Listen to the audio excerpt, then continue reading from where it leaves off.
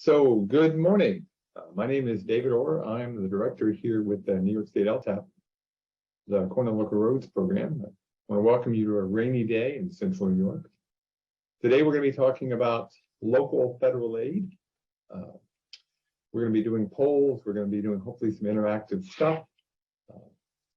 Most of the materials I've gotten from others. So if I misinterpret something, well, just ask the question. We'll get feedback. We'll make it work.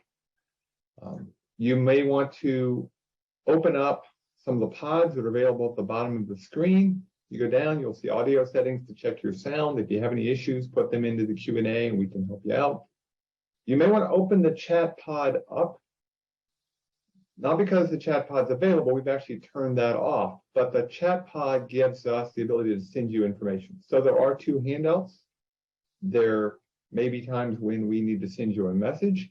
We can even put a link in there that you might take advantage of to our website, to PollEV, things like that. If you cannot access the handouts because our stuff is in the box and we know some folks have a hard time doing that, you can just send us an email at CLRP@cornell.edu and we can send you the handouts directly via PDF.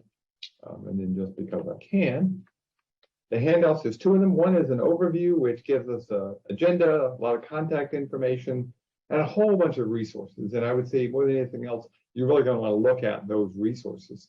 And we'll go through some other things that are in the handout. And then the other one is a wheel of the federal aid process with just some minor editing developed by the New York State Department of Transportation Local Programs Bureau, Local Projects, Programs, Projects and Programs.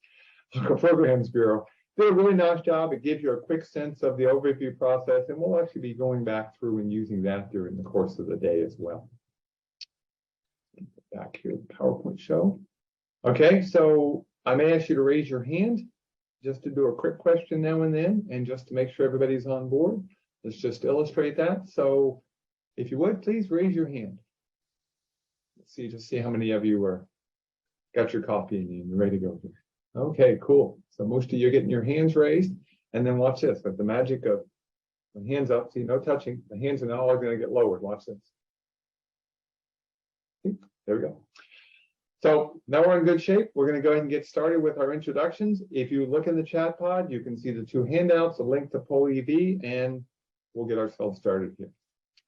Now we're going to do a bit of an introduction, and yes, that's a picture from me, a little bit younger. We're going to be going to www.pollev.com/DavidOrrPE, or you can download the app and just search for David Orr PE and it'll come right up. We're going to start with some basic questions that'll help me figure out who's in the room so we make sure we're all on the same page. So who do you work for? A town, a county, a city or village, state or federal, tribal, a consulting firm, contractor, and we obviously are going to have a few honest folks who admit they work for the weekend. Let's just see what we get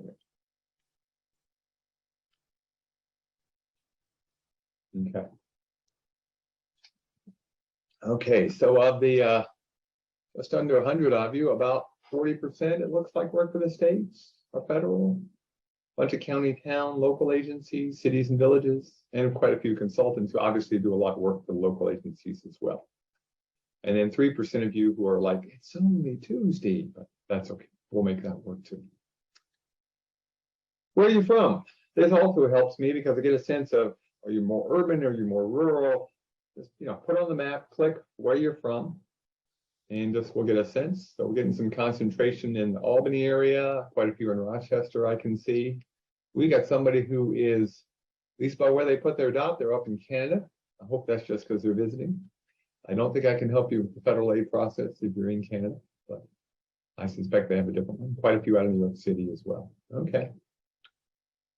Okay, that's good to know. And then, what is your job? Are you an administrator? Are you a highway superintendent or DPW commissioner? Are you an engineer? We put this in general, so I don't expect a lot of field crew folks. We could do that. Are you a town supervisor or a county, executive?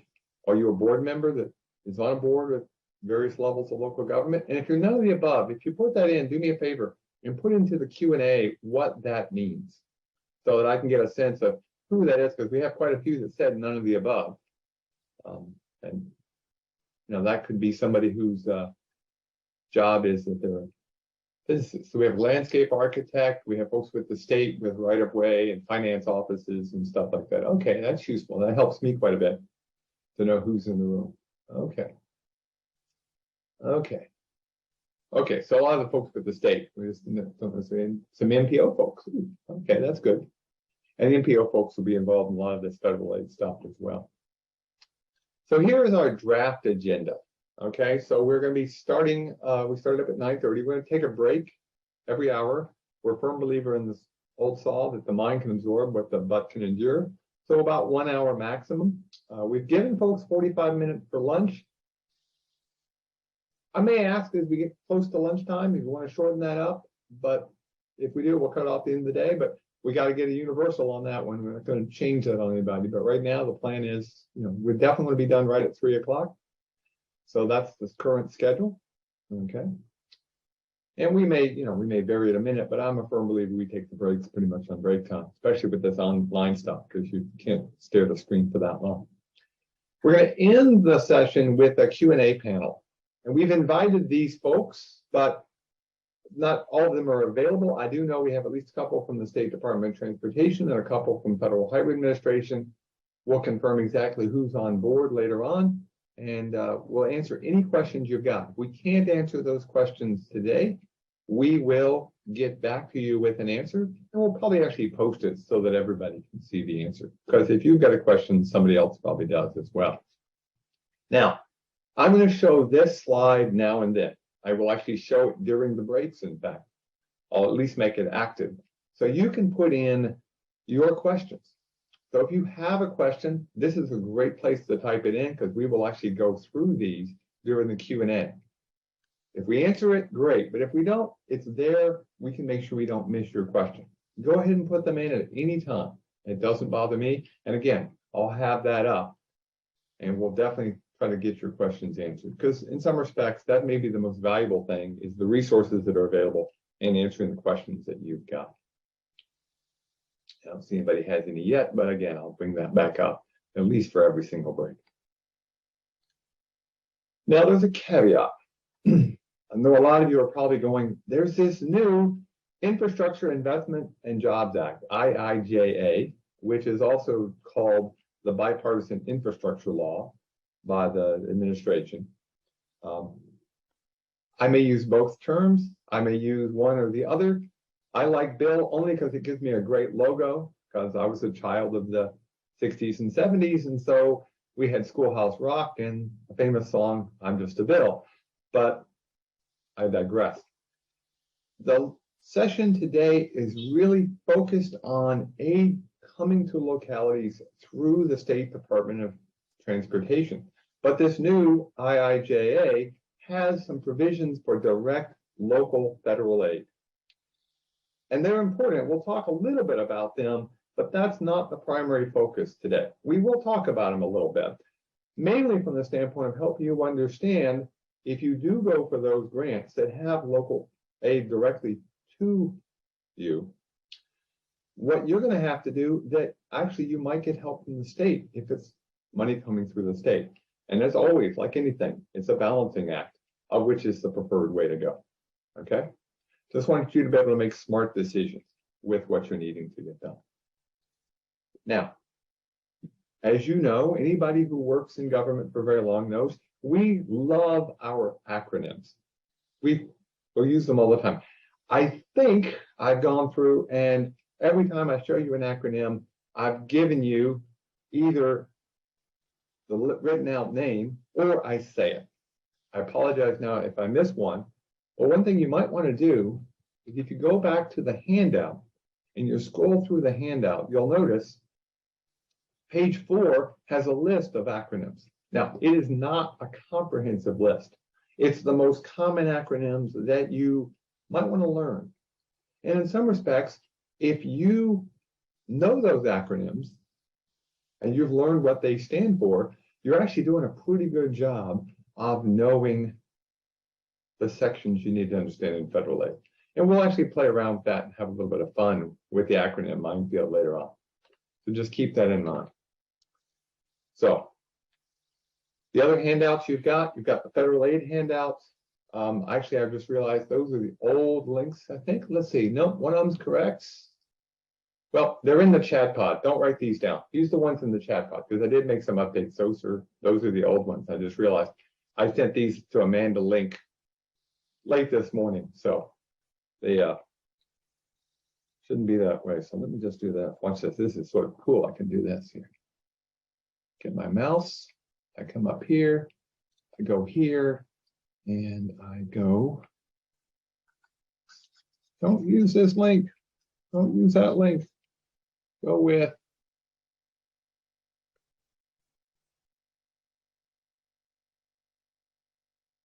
open the chat pod. And the link will be in there. Okay. That's what you want to use. That's the most current and updated.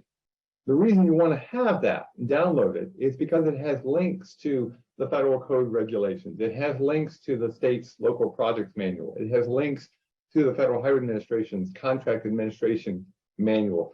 These are the documents that are used to manage federal aid, and they're pretty important to have access to. Okay, so definitely want to download those things.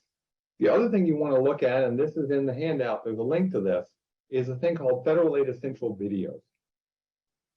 I would advise looking through those. We're not going to show any of those videos today. We're just going to mention them. But it's a great place. It's a great resource later on. You got a question? Go find. There's an introductory video. There's videos on different topics. And it's a good place to remind yourself of the steps and the requirements in the process. So let's now talk about local federal aid in New York State.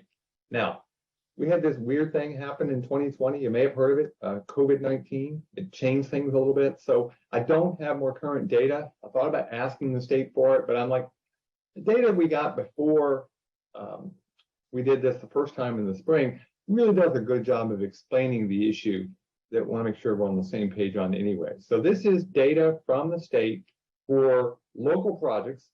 In other words, dollars that were spent by local agencies, towns, counties, villages, and cities, in some cases NPOs, outside of New York City. There were 654 local projects done by only 247 local agencies. And as you can sort of see by the size of the charts, concentrated in more urban areas.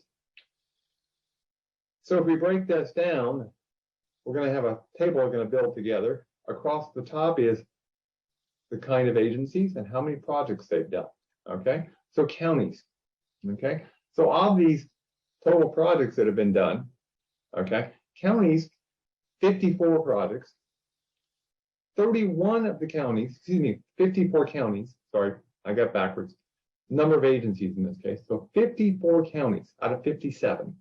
So almost every county got federal aid. 31 of the counties, over half, do more than 5 in this 4-year period of data that we've got. So those counties are probably pretty good. They probably know the process pretty well, and they just need to learn about the changes. Okay, that's one of the things we do at the Bridge Conference. In fact, Amanda is going to be leaving us on a jet plane going up to Syracuse. She's going to drive, actually.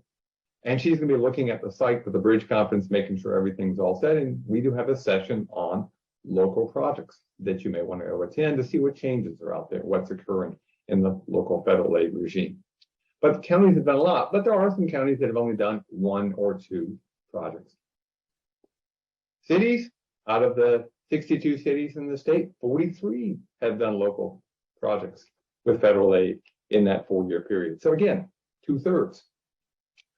Interestingly enough, a lot of smaller cities have only done 1 or 2 projects. So really, those are the ones we need to be thinking about. And of course, the 19 who haven't done any. Towns, out of the 933 towns in the whole state, only 108 got federal aid. And as you can see, most of them, 1 or 2 projects. And if you're only doing 1 or 2 projects, probably good to come and listen to me talk about the process and go online and look at the federal aid essentials to make sure you're on the same page. And of course, villages, even less. There's over 580 villages. That is a slightly moving target. Only 43 got federal aid, and none of them did more than 5. In fact, most did 1 or 2.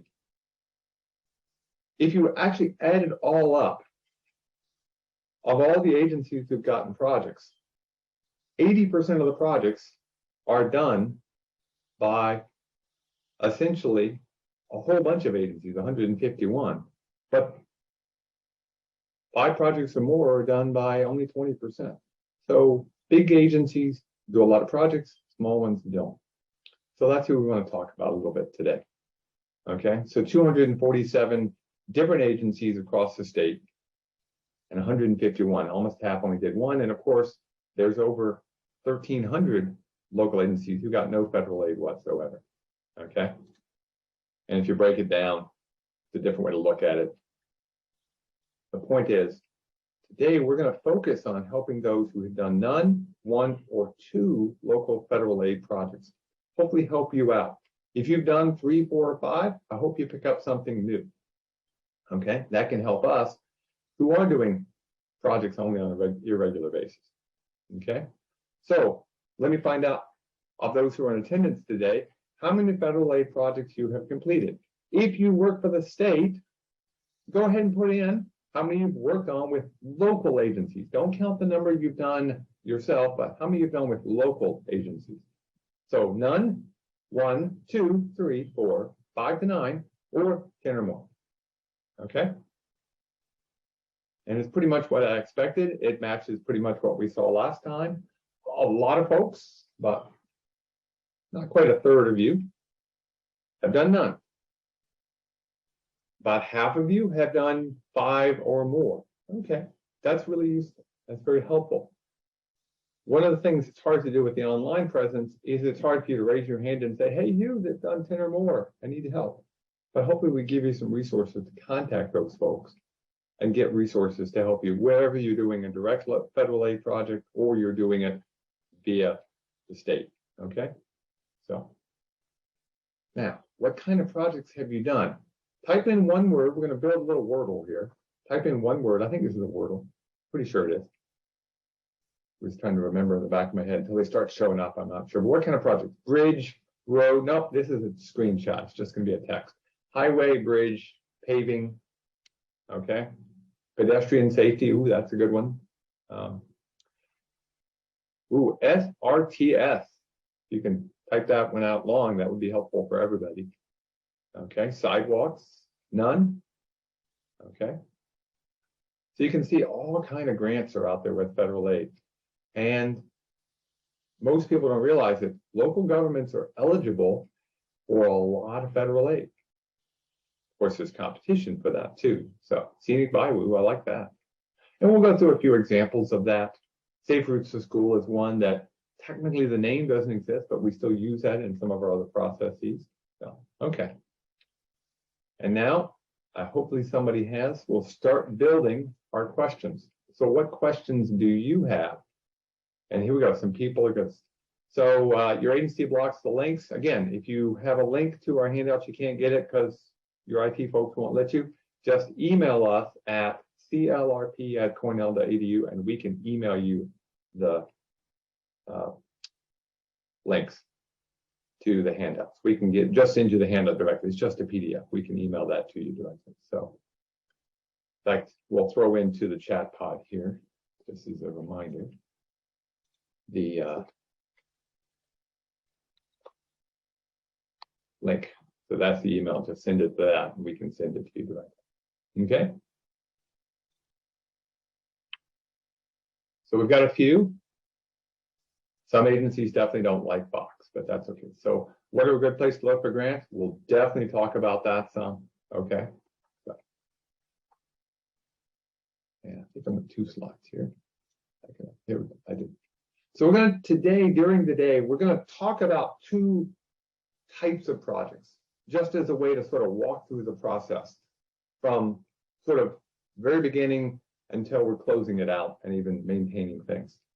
Because they're the most common 2 kinds of projects, when you look at the list of projects that are done at the local level, we're going to focus on bridge projects and safety projects.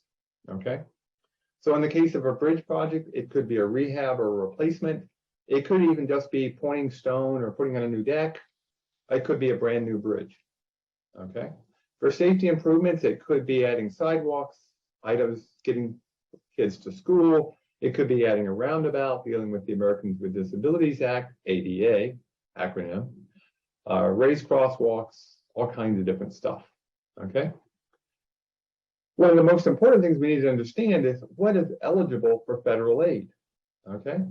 So that's a very important part of the process. There's no point in going applying for aid if you're not going to be eligible for it or if you're not going to be competitive. Now, as part of this new bill, there are lots of programs that are out there. There are 25 infrastructure funding opportunities that have been put out through this process. And some of them are continuing from before, some of them are new. I picked out 5 directly related to highway work that are absolutely the kind of things we need to be thinking about. And just to give you a sense of possible monies that are available. So for instance, there's the Rebuilding American Infrastructure, Sustainability, and Equitability. RAISE, yes, we love our acronyms. Money to help build infrastructure to make communities essentially more sustainable, more equitable for the people who live in them, okay? Infrastructure for Rebuilding America, just like what it sounds like, we're rebuilding infrastructure. Safe streets and roads for all. That's a big popular one because safety is a big popular area, and that includes things like getting in sidewalks and trails and improving intersections, things like that. Reconnecting communities. Details on that are coming out. The idea behind that is connecting communities together. Some respects it and RAISE covering some similar ground, but there are some definite differences. And then rural surface transportation. There's actually a specific call out, $2 billion specifically, and some of this were small projects to help out rural surface transportation. Okay, and that's just 5 from that list of 25 that is available. So we'll talk about what projects you can go get as we go through the day. But the big thing is you need to understand there's a process. Now, when we were developing this, I went on the web and I got the materials from Federal Highway and State DOT and started putting them together. And I found this little project development process chart. It's in your handout. And you're looking at this and you're like, what the heck? Well, it's actually a pretty cool little document. I would download it and look at it in detail. Because right now you're all thinking the same thing. You're all going, font's too small. I can't read it. Yeah, I know you can't read it. Don't try to read it. The figure is in the handout. It does cover things pretty well. It looks like a game of life. You know, I can see that little car and you put little pins in it. That's what I'm thinking when I saw this. But it's a good way to remind us, whether it's local federal aid or even for those who work for the state, your own process, the steps involved. And we can break it down. They did it by color, but we can do it by big words as well. There's a planning phase. There's a scoping phase. There's design. There's the construction. And then off the chart with a little green arrow at the very bottom is operations and maintenance. And to me, that actually needs to be part of the overall process, because if we design something and think about the maintenance later on, it makes it for a better design. And we'll get some examples of that during the course of the day.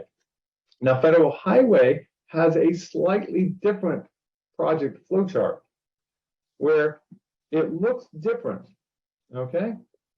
But it's not as different as you might think. So planning, programming, getting all of the things like clearances and right-of-way and preliminary plans, the final PS&E, which stands for Plans, Specifications, and Estimates. We use that one a lot, so get PS&E in your head. Letting and proposals, bidding and contract, construction, and then audits. Sounds different, but it's not really as different as you think, okay? There's still planning, there's scoping, there's design, there's construction, and then it all gets, the audit process is essentially the beginning of operations and maintenance. So it's the same process, but it's just a slightly different focus because Federal Highway is focused on slightly different things, as we'll talk during the course of our time together today. And then, of course, the state DOT, as I mentioned, put together a really nice wheel. They call it the Federal Aid Highway Reimbursement Process. And we'll go through these steps. It's actually a good way to walk through the federal aid process. And again, I know you're thinking the font's too small, I can't read it. I don't want you to. The figure is in the handout. What I am going to show you during the course of the day that you can read is a figure version of the figure with big font, but I've simplified things. So we got a planning phase, we have a scoping phase, a design phase, construction, operations, and maintenance. And if you're wondering why all the circles, why all the steps, and like for instance in design there's a whole bunch of steps, you can think of each step in the process as having some kind of authorization, some kind of please do this before you move on to the next step. And it's a good way to think about the process. So before you go and get a project agreement, you got to have funding. Before you can hire a consultant, you have to have a project agreement. Before you can acquire property, you have to have a detailed design. So it's a good way to think, I'm going around in a circle, but before I proceed to the next step, I have to get authorization. For those who have never done federal aid, or even if you've only done one or two, it's really important to remember two certain strong caveats.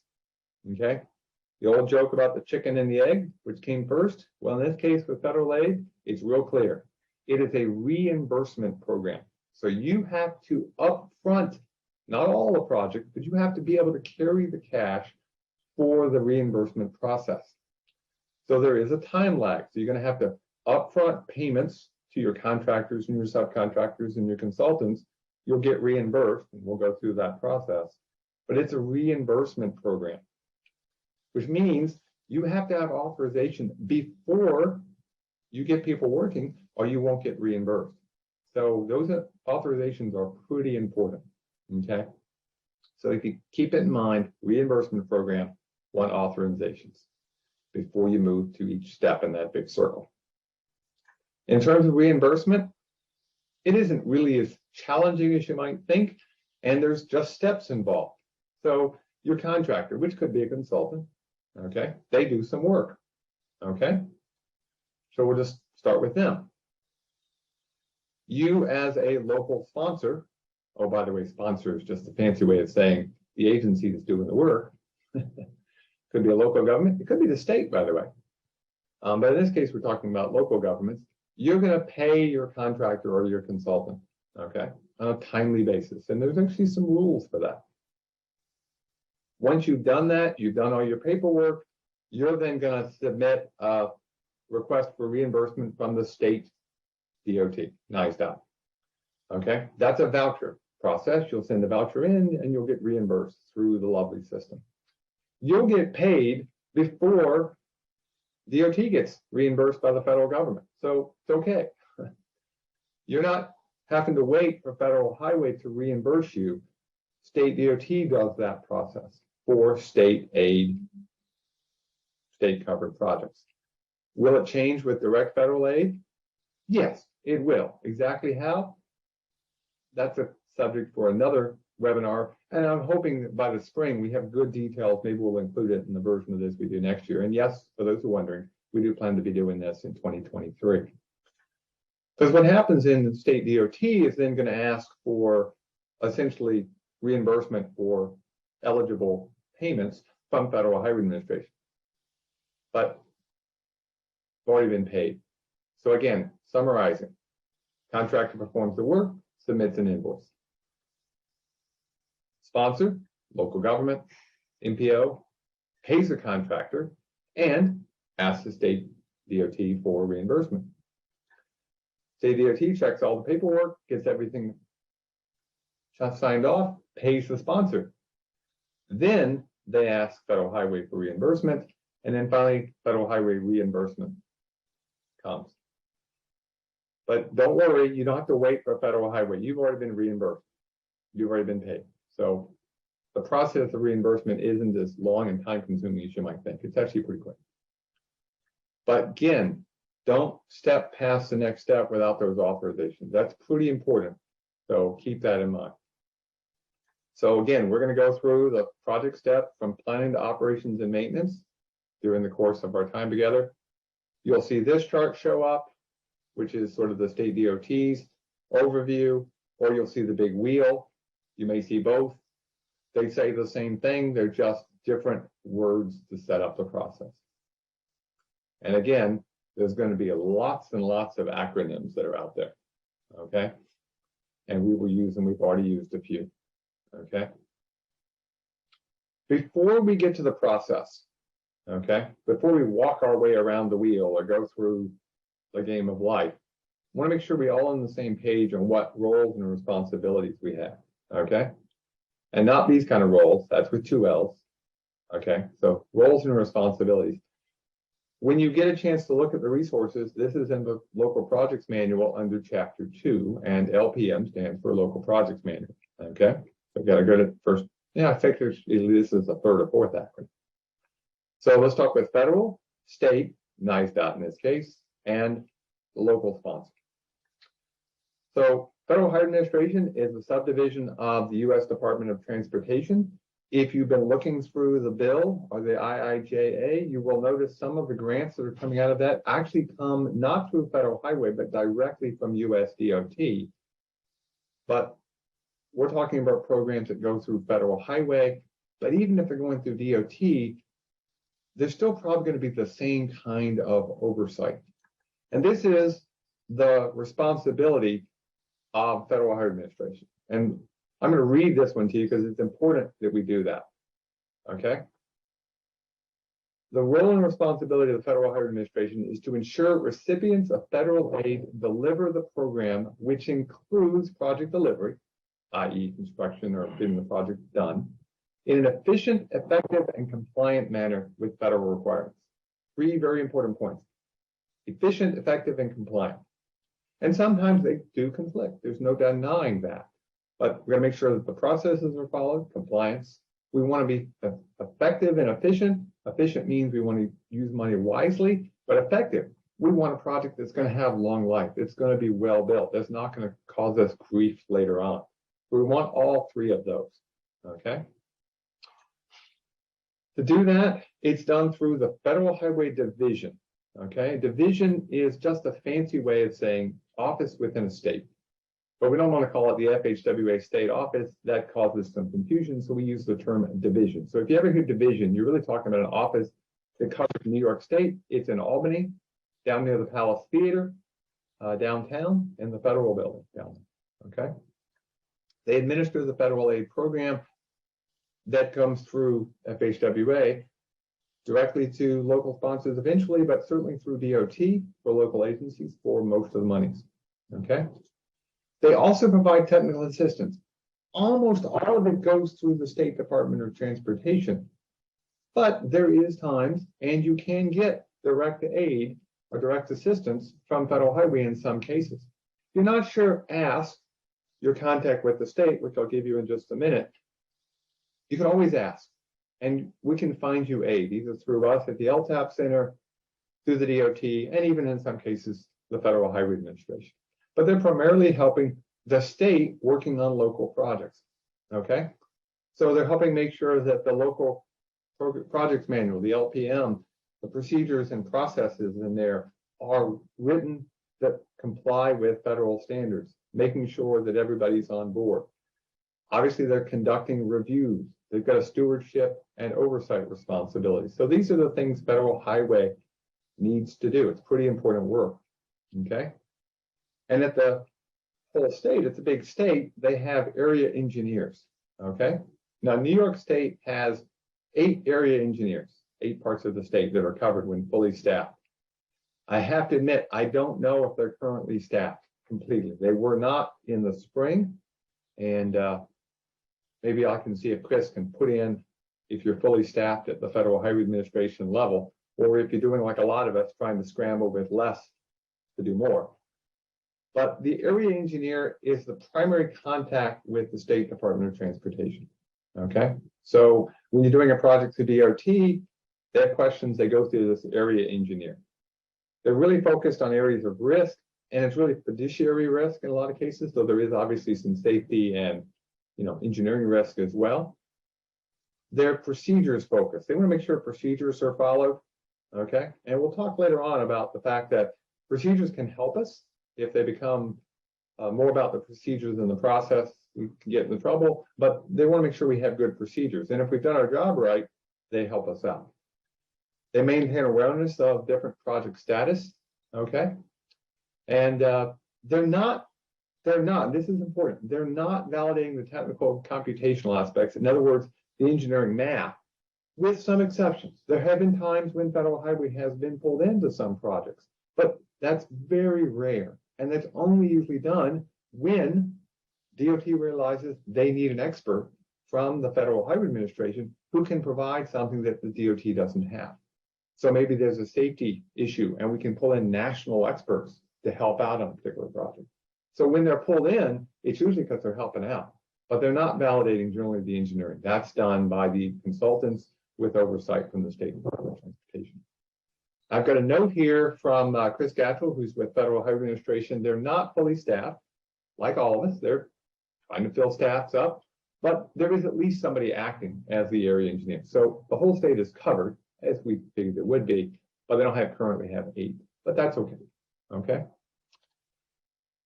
Now, in terms of the stewardship and oversight, it's a very important process because their goal is to make sure when we're done, we have a good project and it hasn't gotten stalled. And we've thought about the whole process all the way through. And by having someone with oversight, it can be very valuable that you thought the process through ahead of time. This is I would actually almost say an infamous picture out of London, England. They were putting in security bollards to keep people from parking big vans next to a building, you know, with security-wise, we don't want to have that happen. They're using quickset cement. Takes about 30 minutes to get it to the point where you'd have to jackhammer it back out. They were cleaning up and realized it'd been more than 30 minutes since they had poured the last of their security bollards. Yep, they had to actually go back in and chisel out one of their security bollards and redo it to get their van out. It's a great place to park, but you got to think the whole process through.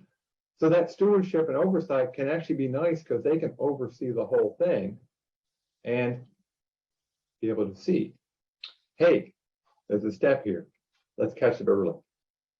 So what they do is they get involved in projects to look at things from the division level. And they want to look at the involvement process. These are the program processes that are in place, okay? And it used to be they used something called a projects of division interest, PODI, with the category system 1 through 4. It's been replaced. So there's no longer a category-based system. What they do is they look at each individual project and they look at that level of risk. And again, it's a fiduciary risk primarily, but there's other risk as well. So what kind of risk are we talking about? Well, can the local agency pay ahead of time? Do they have the capabilities to get everything done? And that's done, again, in conjunction with the State Department of Transportation for the aid that goes through the state DOT. So what's going to happen is, for each project, we're going to develop a stewardship and oversight plan, and it's not real complicated. It doesn't have to be 1,000 pages. It's just a short plan that's project specific that sort of figures out what is the involvement of the Federal Highway Administration on a particular project. For a small local project, there may not be that much oversight, but this is where this is written down fairly early on in the process. It lists what approvals are going to be needed by Federal Highway and even by state DOT and when those are going to get done, okay? So that might include PS&E, you know, plan specification estimates. It may not, okay? But that's done early on to decide who's making what choices. Small projects, mostly done by the locals and state, but a really big, important project like the K Bridge, that's probably going to be the kind of project where Federal Highway is going to step in and say, there's just too much risk. We really need to be involved in the process. You'll know early on, and this should work pretty well. There may be some other stewardship activities, some technical assistance when they know they can help out with an expert.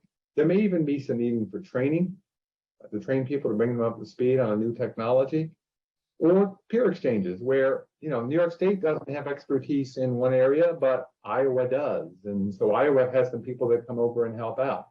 So it can be very valuable to have that relationship going on, those stewardship activities. Okay. A couple of other things to keep in mind with Federal Highway is in terms of program involvement. The risk assessment is usually submitted before we get to the design report stage.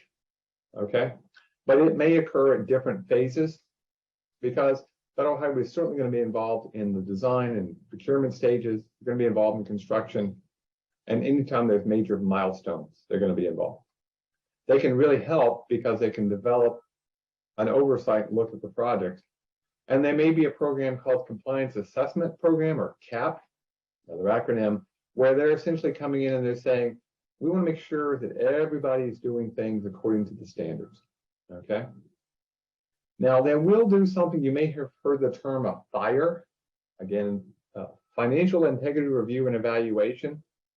That's just essentially the two projects where they look and they just check, how is the finance for this, okay? Just to make sure that we don't get in a situation where people aren't getting paid on a regular basis, or that they're not covering change orders properly, or they're not doing the paperwork for time extensions. The real goal here is not to stop projects. The real goal is to make projects succeed, okay? I can tell you right now, if they have a project that gets stalled or stopped, or even worse, shut down, that's a bad day. I mean, there's a project in Corpus Christi, Texas, I've been watching through the engineering stuff that I get, that's currently stopped because of safety and engineering concerns. There's nobody who likes that, and Federal Highway likes that less than anybody, because one project that stalls makes us all look like, not too good. So keep that in mind. There will be some process reviews to make sure everybody's on board. Again, that's mainly through state DOT.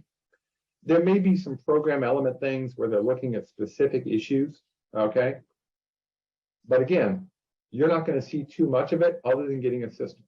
So if you're a local agency or a consultant, think of them as a resource more than anything else. Now, when the slides were sent to me and I looked at them, this is the slide that was put together by the Federal Highway Administration for hierarchy of federal aid requirements. And they start at the top and they work their way down. So we start at the top, we have a law, then we have regulations under the law and policy, guidance, and information. And that's a good way to do it. In the Q&A, do me a favor, throw a law in for me. Throw a law that you might need to be aware of for federal aid. See if anybody gets you to open up and use the Q&A pod. The Uniform Act. Oh, the Uniform Act. Ah, yes. Yes, we'll definitely talk about the Uniform Act, which is a longer name. It has to do with real estate, but yep, there's a law involved with how you buy land. Yep. Americans with Disabilities Act. Yeah. Buy America. Yeah, these are all laws. Okay. So all of these laws get turned into regulations. Okay. Now, most of the time, our regulations fall under one of two codes, Title 23, which is highways, or Title 49, which is transportation, okay? Those then get turned into policy statements, okay? So for instance, there is actually a policy statement for steward and oversight for federal aid projects administered by local public agencies. Now, the last version I saw had a date of 2014. I suspect it's getting rewritten as part of the IIJA, but I won't be stunned if it hasn't been updated, because it's a pretty complicated policy, because it has to make sure it matches the law and any regulations that were put in above that. And then, of course, there's lots of guidance out there. So how do you follow Buy America? And we'll talk about Buy America and some utility stuff and all this through the things. But there's going to be changes that occur. And then, of course, it could be just general information. Actually, as I was looking at this, I realized, I'm going to flip it. And I think it's important to flip it to understand something.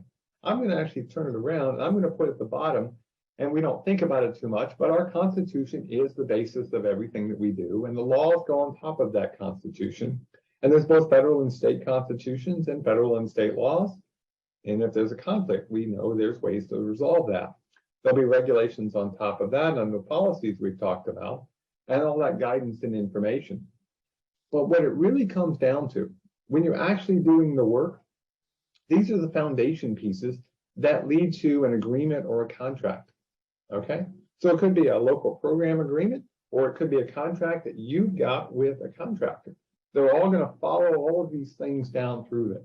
So we have our lovely Constitution, and we might have laws. This is actually one that we have in our books here. This is the laws of the state of New York from, I think I made it too small myself when I redid it. Yeah, I redid it. This is the law from 1806. It's an old law, interesting enough. Some parts of it are still valid, such as some of the roads by use issues that we deal with on town and county roads and village streets. Then, of course, we can have regulations like the Manual of Uniform Traffic Control Devices. And like everything, there can be a state modification. So the state, of course, has its own supplements that occurs on top of that. And so that becomes a case whereby we may set a policy. And the policy may be set at the federal level, the state level, or even a local level. A local agency might have a policy that we don't put up children at play signs, or that we put them up only after we've had 43 complaints from people who are over the age of 16. I don't know. But the point is, you can set a policy as long as it doesn't conflict with everything else. And then, of course, it can be guidance. We put out a traffic sign handbook that provides guidance on all of these issues, but doesn't set policy. It's just used to help someone out, but the real issues come back to the regulations and the law. And then finally, of course, you might have an agreement or a contract, and that agreement might be an agreement with the highway superintendent of the town board. It might be an agreement with a contractor. And I got a dove who's staring me at the window.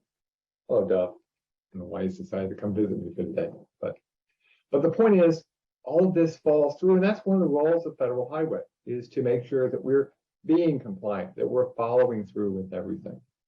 Now, in terms of the State Department of Transportation, a different role comes into play, okay? One of the most important roles they've got, and it can really help you a lot once you get to know the right people, is, are projects eligible for federal aid? They certify that they're eligible, so they really need to know how to do this. They need to know, yep, that's eligible. No, that's not. Or you need to think about this, okay? Which also means that they're going to check to make sure that any local projects are compliant with any federal or state requirements, okay?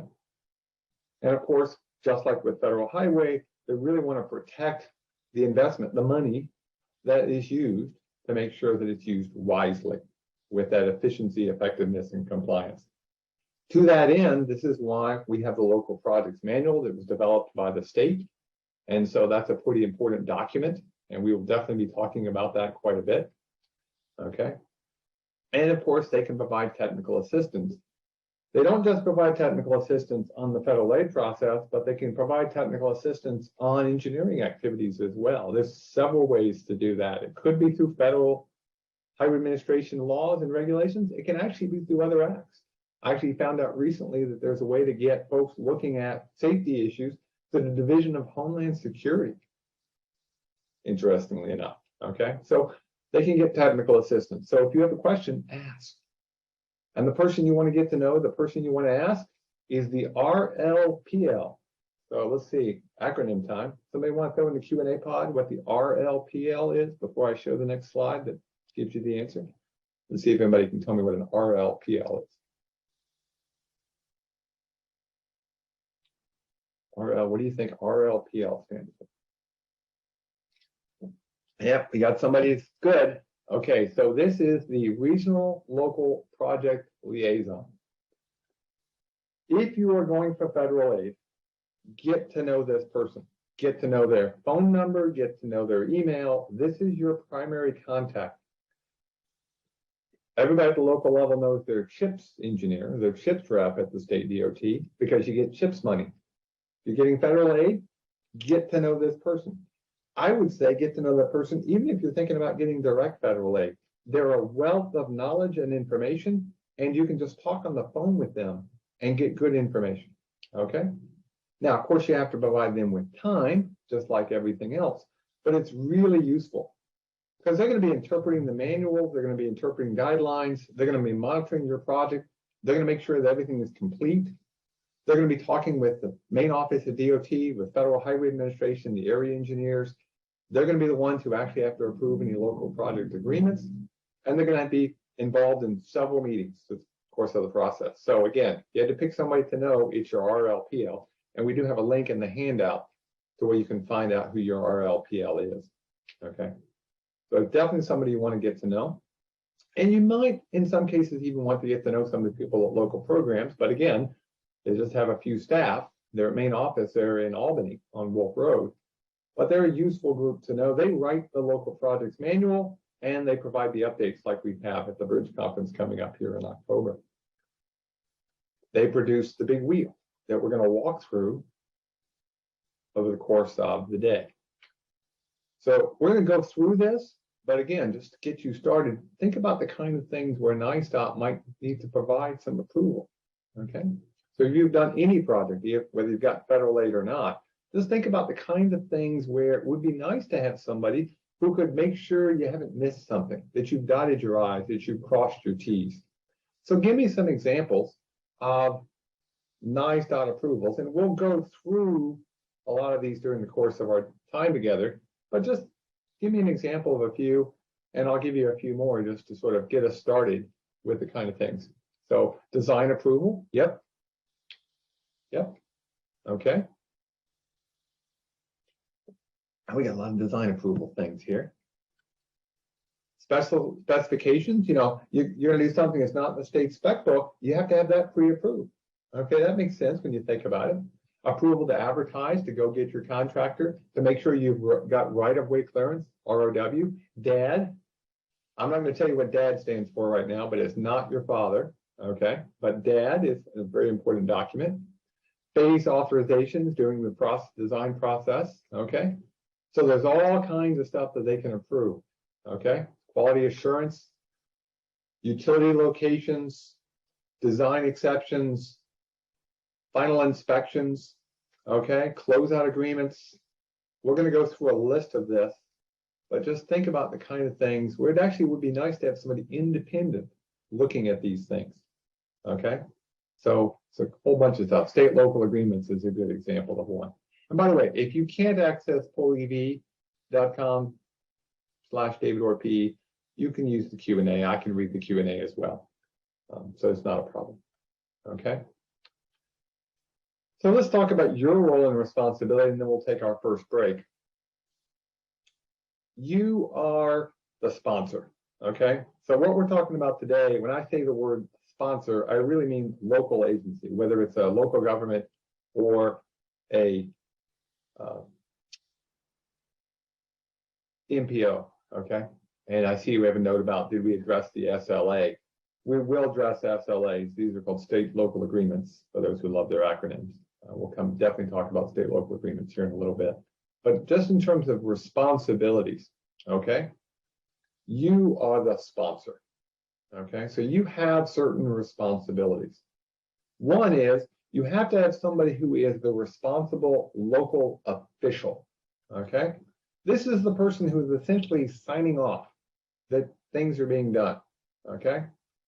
This is, a lot of times it's the mayor or the town supervisor. It's somebody who has the power to sign off on things. So that's the local official, okay? And one way to think about that is that's somebody who takes an oath of office, okay?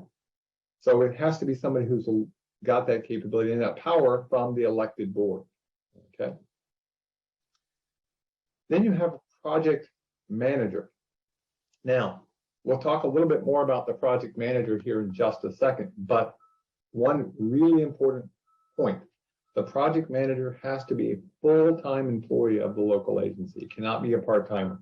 So if you have an elected board with a town supervisor, for instance, and none of them are considered full-time, none of them can be the project manager. You could have someone who serves both roles, but I have to admit, I think having two is a better idea.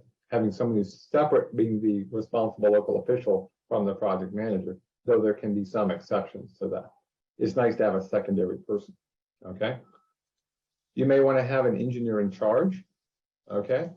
So for instance, on a big project, you might have somebody who's on the job site. They're either an engineer in charge or resident engineer. A lot of times we do this with consultants. We hire a consultant who's on the job site. They may not be there full time. They may only come at certain key times, but they're there to ensure compliance with the plans and specs, the engineering parts of everything. Okay, they're signing off on work zones. They're making sure that everything's been verified. The quantities are accurate. They do a daily diary, as we all need to do. Okay, there will be inspectors on the job, and there are actually rules for how many inspectors you have to have. And the reason for this is we want to make sure we have enough inspectors so we don't miss something. But the inspector really has to work with the engineer in charge and with the contractor to get the job right. Okay, so there's roles and responsibilities that you've got to have. Now, I said I wanted to talk about the project manager a little bit. This is a pretty important role. It's a full-time employee. okay? And that's very important because if they're not, really how do they oversee everything, okay? So you have to have somebody who's full-time. Can you have someone from a consulting firm who could serve partly in that role? Yes, but you still need a full-time person who is full-time employee who is the official project manager who's signing off on everything, okay? So if you have to do somebody who is a consultant, you still have to have somebody full-time, and that consultant is going to be a qualified person through the QBS or qualification-based selection process.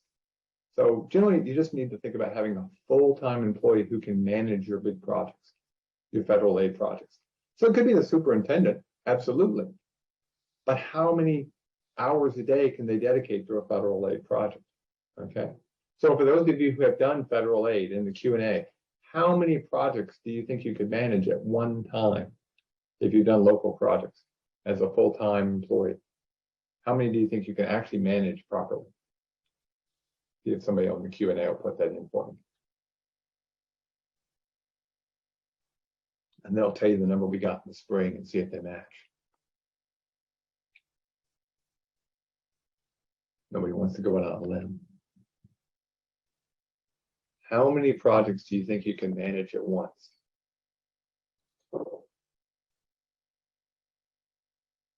2 to 3? Yeah, okay. Yeah. 3? Okay. Just think about balancing everything. How many projects can you really manage? Remember, the federal process does have more steps in it. So last time we got the similar answers, 2 to 3. We had one person who said 4 to 5. And when I said, you did 4 to 5 at once? They said, well, I'd like to. You just think about how many projects you really can handle. So a big agency might actually have to have a couple of different people who serve in the role of project manager because it's really just tough, okay? And somebody asking there, is a consultant project manager required to be procured through the federal process? Yes. They still have to use qualifications-based selection, QBS, and that is, there's requirements for that. We'll actually talk about that process. But yeah, you have to go through the process of selection using a qualified system, okay? There's a couple of ways around that we'll talk about because people have already done some of the work for you, which is pretty cool. But yes, they have to go through a process to do that, and we'll definitely talk about that. So a couple more roles and responsibilities. There is a pre-construction meeting requirement.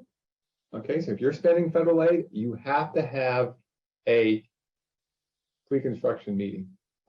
Says here, even if you utilize local funds, I'm assuming that's for the project manager, going back here real quick. If you're getting federal dollars, there has to be a federal project manager, and that federal project manager has to be procured through QBS processes, even if you're paying them with local funds because they're working on a federal project. Truth be told, under state education law, you may need to be using QBS anyway, but that's a discussion we could have for a different day, okay? So yeah, you really need to have a process to choose your consultant. When we get to that slide, don't even forget to talk about that, because I definitely have a slide on that in hour 2. Might be 3, I can't remember for sure. So you have to have a pre-construction meeting. You have to make sure you have qualified inspection staff. They can be employees of the agency, or you can hire them, okay? Your role is to ensure compliance, okay? That means you're going to be writing any change orders. The state's not writing change orders. You're submitting them to the state for approval, but you're not actually doing the change orders, okay? I mean, the state is not doing the change orders. You are. And then, of course, at the end of the process, you're responsible for completing the closeout, okay? So keep that in mind. There's certain things you have to do. So that may include accepting work from the contractor, acquiring permits, making sure DBE goals have been met, disadvantaged business enterprises, it's another acronym. So essentially, you're going to be handling all of the processes, okay? So keep that in mind in terms of setting up your project manager system, okay? Now, last slide before we take a break. There are federal requirements not associated with local federal aid. You have to follow these even if you're just doing work with state aid or work with just local dollars. This is true for all projects, and I just want to remind you of it before we take our break.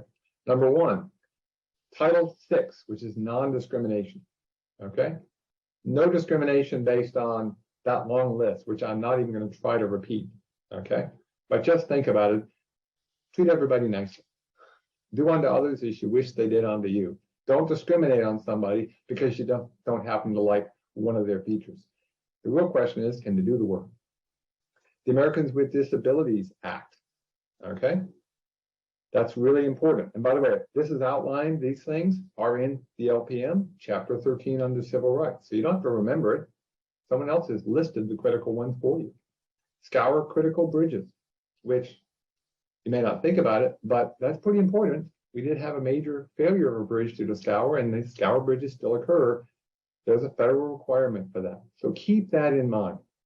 Now, again, I'm a firm believer in the mind can absorb what the butt can endure. I said we would hold to about an hour.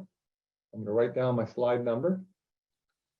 And then I'm going to go to slide number 2, because I said I would.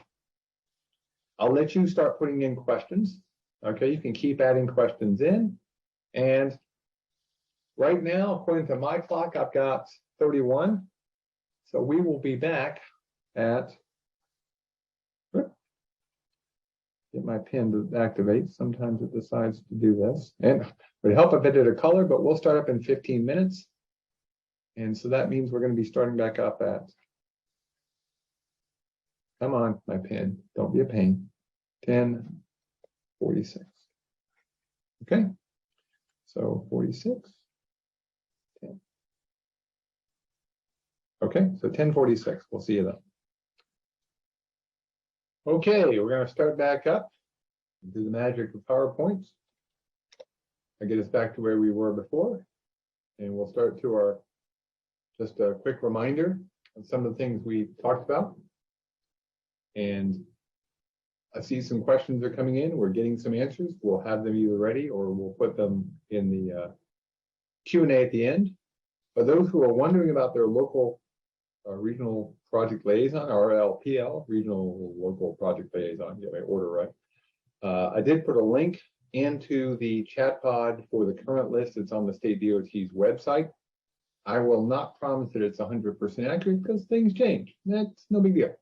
If you don't know who that is, or you contact and they're not available, talk to your CHIPS rep. They'll know who they are. Easy to find. So shouldn't be a problem. Okay. So just as a reminder, there are federal requirements that are out there that have nothing to do with federal aid. So even if you're not getting federal aid, you still need to be thinking about things such as ADA self-evaluations and transition plans. You really want to start thinking about including that in your overall thinking. There's issues at the state level on complete streets, which really isn't that hard to meet, but it does make you at least think about dealing with some of these other issues. What we don't want to be doing is something like this, where we put a lot of money in for a nice ramp, but it doesn't go anywhere. Really, we need to think about how do we transition to help everybody. And I will admit, when I'm thinking about ADA, I actually just think of people with strollers, and they've got the kids in the stroller. If you set it up for them, you're probably doing a pretty close job for the ADA part. But that's something we could talk about in another workshop. So what I want to do now is I want to start through the process. So we're going to walk through these 5 main steps over the course of our time together. So we're going to be doing planning and design between now and lunch. We're going to be doing construction and O&M after lunch, though I will admit design goes over a little bit, at least based upon the last time. And then we'll be finishing with some conclusions and then doing our Q&A. And depending on who's available, again, we might shorten the lunch break up if everybody agrees, and we can go from there, okay?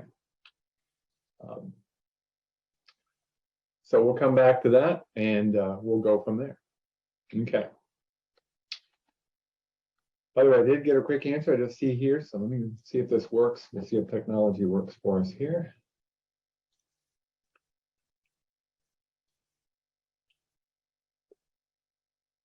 We reposted the handout links, and our contact with Federal Highway Administration actually found a list of all the federal codes. Somebody was asking about the federal codes. We put those into the chat pods. You can get a list of all the federal codes that are available. Are they the most common? Probably not, but they're the ones that are being used. I think I saw something in the local projects manual, but again, I haven't looked in there in a little bit, and I'm not 100% sure, but that link should help you out. So let's start start with the planning process, okay? And again, the planning process starts long before you're getting federal aid, okay? It really comes back, if you think about this big circle, you got to plan and identify what you're going to be doing.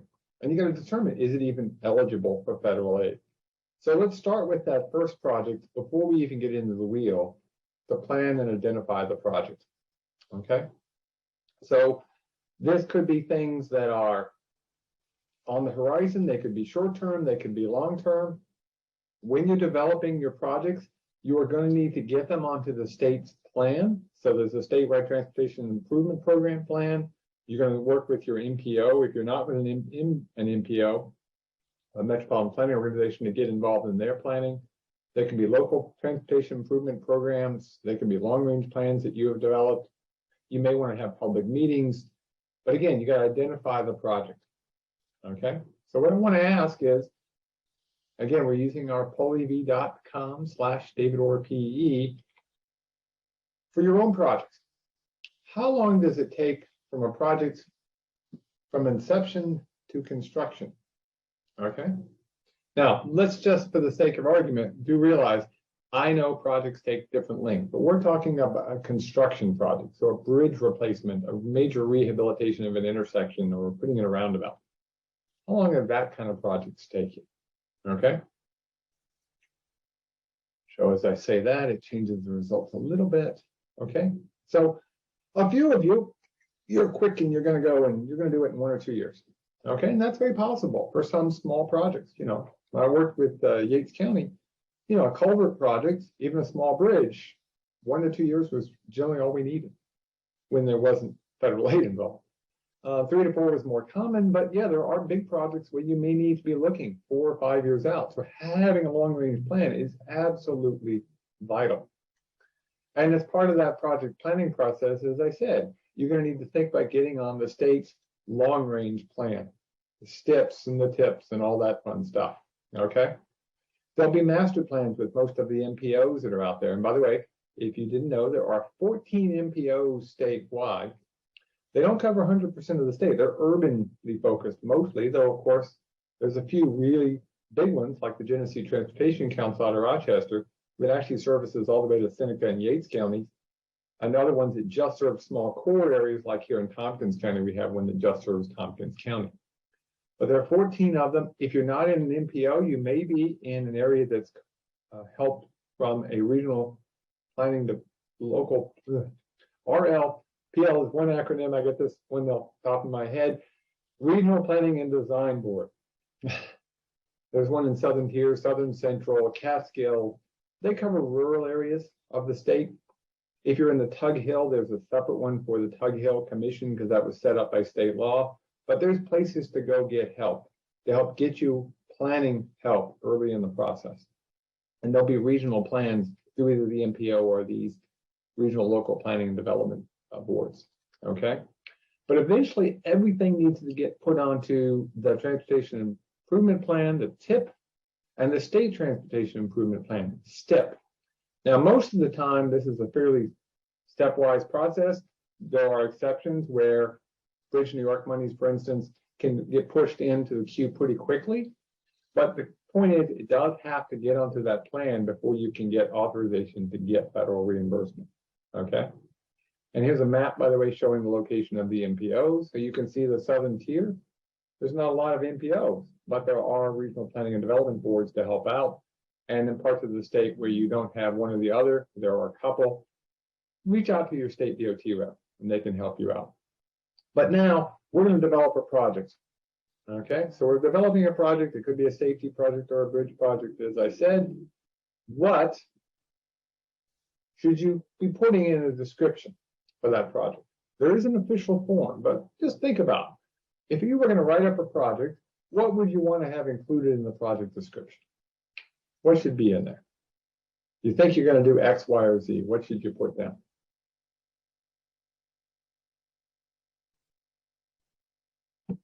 Scope and limits. Yep.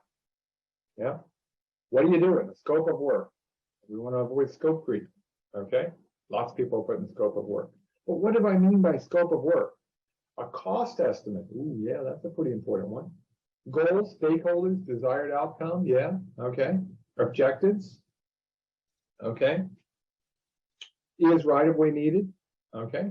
Now, early on, you may not know that, but you certainly want to be thinking about that. Is it a road by use or not? The location, yeah, very good. Yeah, we get all done and we don't even know where we are. That's very important. You may want to write a public-friendly scope. Okay, that's actually a pretty cool idea. Write one that's aimed at your engineering audience, but also what are you telling the public? Try to use non-jargon words. Okay, where is it? What's the local population? How about the funding source? Okay, if it's a road that's going to have any kind of safety improvement, maybe you need the traffic, average annual daily traffic. What are the funding sources possibly? Is there federal aid funding possibly? Is there state aid? You can do it with local. How are you going to pay for it? How much does it cost? But then how are you going to pay for it later on? Okay. And yeah, I keep saying transportation improvement plan. I apologize. It should be transportation improvement program. I get those acronyms off myself. Okay, we're all human. But yeah, the kind of things you think about. One thing I haven't seen in the list, but something we need to think about, are there any environmental issues that you're going to deal with? Are there any historic sites that you might be thinking about or nearby? Don't assume, okay? What is the proposed schedule? Yeah, when do you think the work is going to get done? So start thinking about it. And the one thing I would always recommend when you do this, at the very top, on the top of the page, put down your name and the date you did it. So that you're looking through the files and you come across this beautiful project. Hey, they were going to be replacing the Main Street Bridge. We didn't ever do that, did we? Hey, I've got a report here, but it was written in 1936. It doesn't help you as much as if it was written in 2018 or 2019. So yeah, so you're going to be thinking of environmental quality, state historic preservation. You start developing all of this. Now, once something gets into the plans, there are requirements. Okay, so there are report requirements that have to be put in. So you have to have a project title and description. Example, Route 6 over Catskill Creek, or County Route 10, or Jones Road over the railroad, or something. A description so somebody can find it. It's going to get assigned a project identification number. You'll see pins show up all the time. Okay. If it's a bridge project, it'll have a bridge identification number attached to it. And then where is it located? Okay. There are times, by the way, it may be more than one municipality. That does happen where you cross a municipal boundary, especially with a bridge, because a lot of municipal boundaries are on a bridge. So you would need to list both of the agencies involved. Okay. So keep that in mind.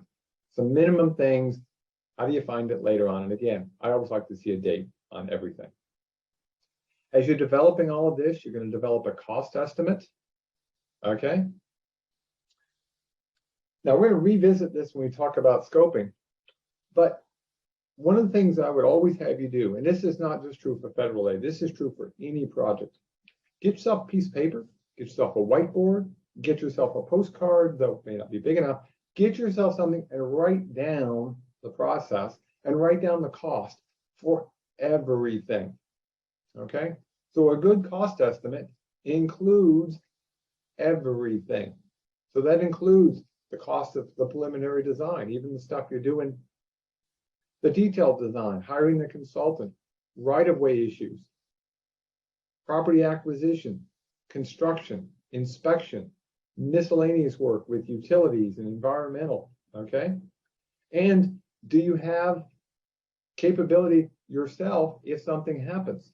Because remember, there's a limited pot of money available. If you ask for $275,000, but it turns out you really needed $300,000, there may not be that $25,000 available.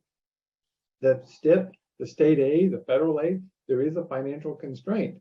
Yeah, it's $2 billion available in one of the programs that I mentioned. But $2 billion spread out over the entire United States gets a pretty thin layer of funding. Okay, so make sure you include everything that you think you'd like to get reimbursed for. Okay, and then of course realize you're not going to get reimbursed until you have authorizations. So keep that in mind. Now, as you're developing this process, you're going to be developing a project management plan. This is a requirement, okay? So you're going to have a project management plan in place, okay? This is a form in the local programs manual, okay? So if you were to go over to the handout, which I'm going to go do now, okay? You can look through this form and there will be links to help you out so you can find different steps, okay? So there's a NYSLTAP project development manual. There's one inside the local programs manual. And if we click on the links, and I'm going to allow it to go in there, it's going to bring up a website you can't see until I drag it over, okay? And you're going to get a website that's got all kinds of stuff on the top of it. This is for the state's projects, okay? But you're going to be going through and you're going to be filling out and looking at developing a plan. What's cool about this, and the reason I actually like both the state and the one that's in the local programs manual, what's cool about this is you don't have to reinvent the wheel. Someone else has already put together a checklist for you, okay? You'll hear me say this again. I love forms. I hate paperwork. Forms, which is what this helps you with, this sample plan they've got, is really a form to make sure you didn't miss something. So it tells you milestones. It helps you with cost control. It helps you with who's got this role and that role. And of course, it really comes back and helps you with risk management, especially from a financial standpoint. Because the one thing you don't want to have is a situation where you think you're in good shape and all of a sudden you don't have the cash, okay, to cover everything and get it going. So if you hear the phrase PMP, as a Cornell person, graduate actually, I think of PMP as a poor man's pizza, but the truck hasn't been here in many years. So PMP, we need to think about it as a project management plan. And it's going to be required and you want to develop one anyway. And they've already given you some preliminary starting points. You don't have to reinvent the wheel, okay? As part of this, there is a state law, okay? And remember, if the state passes a law that is not in conflict with federal law, you have to follow the state law, and I'll give you a few examples. Here is one of them. You have to look at, is this project smart growth eligible? Is it a good idea for growth of the state? So it's the New York State Smart Growth Public Infrastructure Policy Act, which doesn't make the best acronym, but it's a law that essentially says you need to go through and check to see, does this really help with growth within the state? Good news is there's a screening tool. You just type the information in and it helps you out through the process. Okay, but it's, again, you got to think about doing these steps, but they're outlined in the LPM for you. So you've done all these things, you've put together a project. We're going to come back to the fact of, have we really put together the project when we talk about scoping here in just a couple of minutes. But you've got your project and you're going to go get your project funding. You're going to get it paid for, okay? Now, I hear this all the time. Let's go get a federal grant. That's not our money. No, federal dollars are our dollars. We need to treat them that way. So if you're getting federal dollars, you're competing with others. There's a limited pot. There's tons of federal dollars out there, but it's really for certain kinds of projects, okay? So if you want to go out and fund federal aid projects, that's great.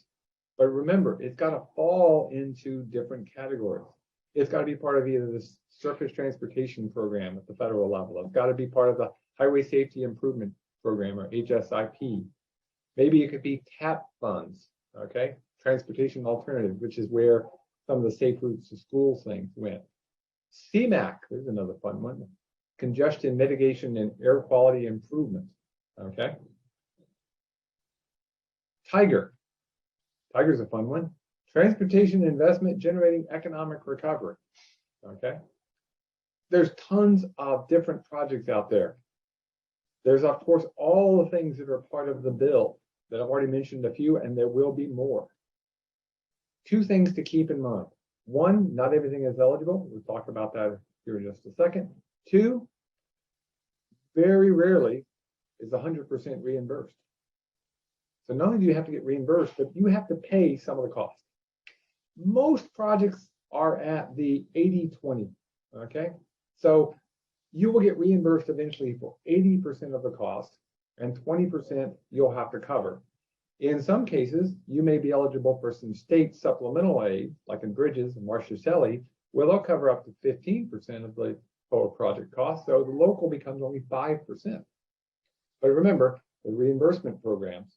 So you spend the dollars, you get reimbursed, but at the end, it's down 5%. So you're stretching the dollars by using other dollars that are still yours, but they're from the federal level to spread those burdens out.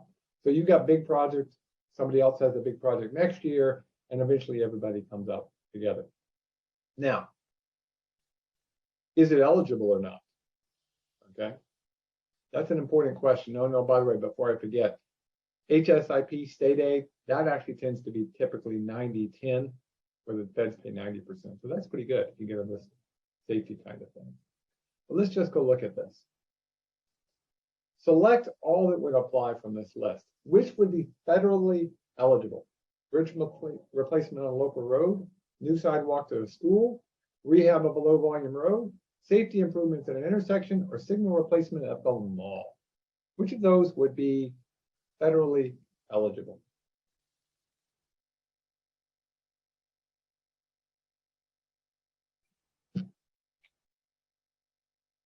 We all want it to be federally eligible, but is it really federally eligible? Okay. Okay. So we have three that everybody pretty much is voting for, and reasons I don't understand. Poll Everywhere doesn't let me see how many of you actually chose those, but generally I just happen to know based upon having done this enough. Most of you said bridge replacement on a local road. Most of you said new sidewalks to school through, by the way, the Transportation Alternatives Program is the most common, but some of these state roads for all monies is going to be eligible for that too. Safety improvements in an intersection, yep. One thing to think about, if it is a bridge over 20 feet, or if it is a safety improvement, it is always eligible for federal funding. Always. Now, are you competitive against everybody else? That's a different question, because that comes down to traffic volume, classification of the roadway. You're competing with lots of other people, but it is eligible. And oh, by the way, if you are doing a safety improvement on top of another project, you may not be able to get the other project paid for it, but the safety improvements you may be able to get federal aid for, especially if you bundle some things together, like maybe a bunch of traffic signal improvements or a bunch of widening on the inside of corners as part of other projects. Those other two that you marked, lower numbers, rehab of a low volume road, even if it's eligible, what are the odds you're going to actually be able to get the funding? Unless it's just we give everybody a little bit of money, like chips at the state level. So you may not be competitive. Keep that in mind. And again, is it really eligible? Because remember, federal dollars is really there for the bigger projects. It's there for the projects where we need to make sure everybody can do some projects that might be outside of their financial scope otherwise. So I would say a lot of low volume roads are probably not as eligible as we'd love to have them be. It's just not going to be competitive. Okay. And the signal replacement at the mall, interesting, y'all voted on that one lowest. In my mind, if it's a safety improvement that's a need, it actually might be eligible.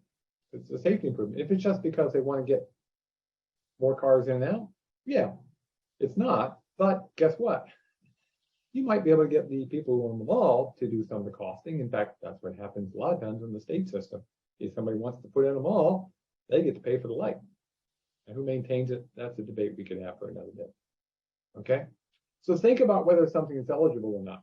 This is a great way to take advantage of your RLPL, however. If you know them, you can pick up the phone and say, hey, we're thinking about doing a bridge project or a safety improvement or putting in a rail trail.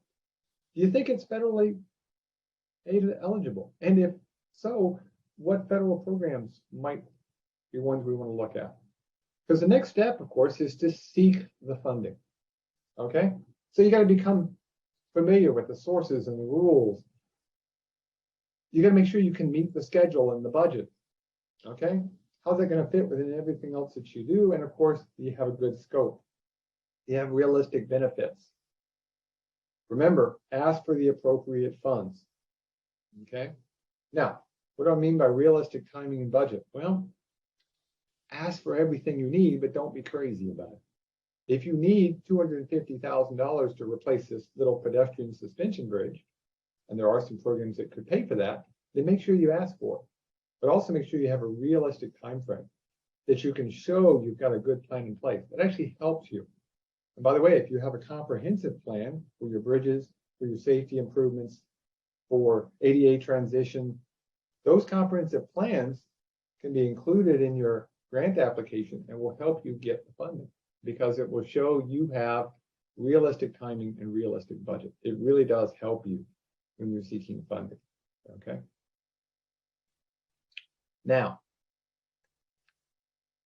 remember those roles and responsibilities. Federal folks are going to be reviewing and approving any state proposals that come through. They're going to make sure that the regulations, the guidance, the standards, and technical assistance are done for the state, okay?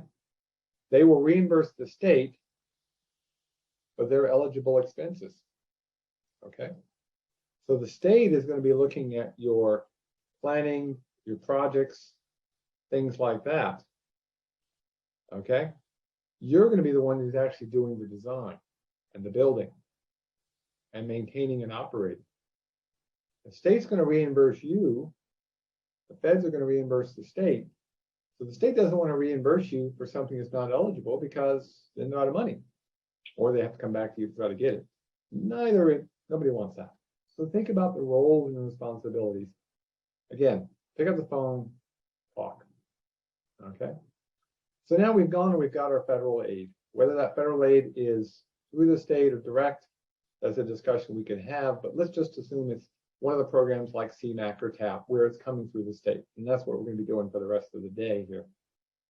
So we're going to get our funding. We've got our funding. We put in our grant. We awarded our grant. We get a nice letter that says, hey, here's your grant. You now have to execute a project agreement. This is an agreement that's going to say, we're doing X, you're doing Y. Okay. And again, it's going to be part of these transportation plans and improvements. Okay. And then, so let's look at the state local aid agreement. That's the one you're going to be talking about. You will hear it called a federal aid local project agreement, but it is also the state local agreement, SLA. And in some respects, that might be the better name. We put in the federal aid local part because it's federal dollars, but it confuses people sometimes because they think, oh, well, federal highways involved with all of this. No, the agreement is actually between the State Department of Transportation and the local sponsor. So it's really a state local agreement for federal aid. So if you want to keep it from being confusing, start with the SLA part, state local agreement for federal aid. Maybe it wouldn't be as confusing, but you will see it written as federal aid local project agreement. It's really just a thing to help make sure everybody's on the same page. And of course, a federal agreement may actually come into play as well, and it can cause some confusion, okay? You may have the word project. I use the word plan when it should have been project, or project when it should have been used plan. It can get confusing. So make sure if you're not sure, everybody's on the same page, okay? It's got to be project specific. So it describes everything well. There's a schedule involved. Schedule A has the phases, the funding, any kind of deposits or funding that have to be pulled aside, okay? So there are requirements for that. You have to set aside monies or things like that, okay? You're going to have a Schedule B, which describes who's responsible for what, okay? And then the local sponsor, i.e. local government or NPO, is going to have a resolution, okay? It's the resolution to essentially obligate the funding, okay? So there will be an approval of the project, there'll be a resolution, and then it'll be signed off by the responsible local official, okay? And that's a pretty important thing to be thinking about, okay?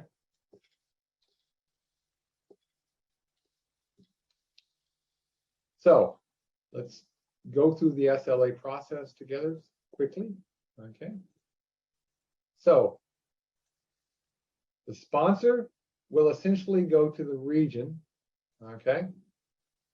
And the region is going to be helping with the request for the funding, the obligation, and authorization of the funding. Okay. It's all done electronically. Okay. Now, I'm going to show in here a little side jaunt over to FHWA, but be very aware, FHWA is not involved in the approving of the SLA, okay? It's a different color for a reason. It's really just, they're notified these things are coming through, okay? Because eventually FHWA is going to have to set an authorization date, okay? And once they set that date, that becomes the starting date for the project. So, any reimbursements can't occur until after that date has been set, okay? So really, when you think about it, it's just a case of notification so we can get some dates set.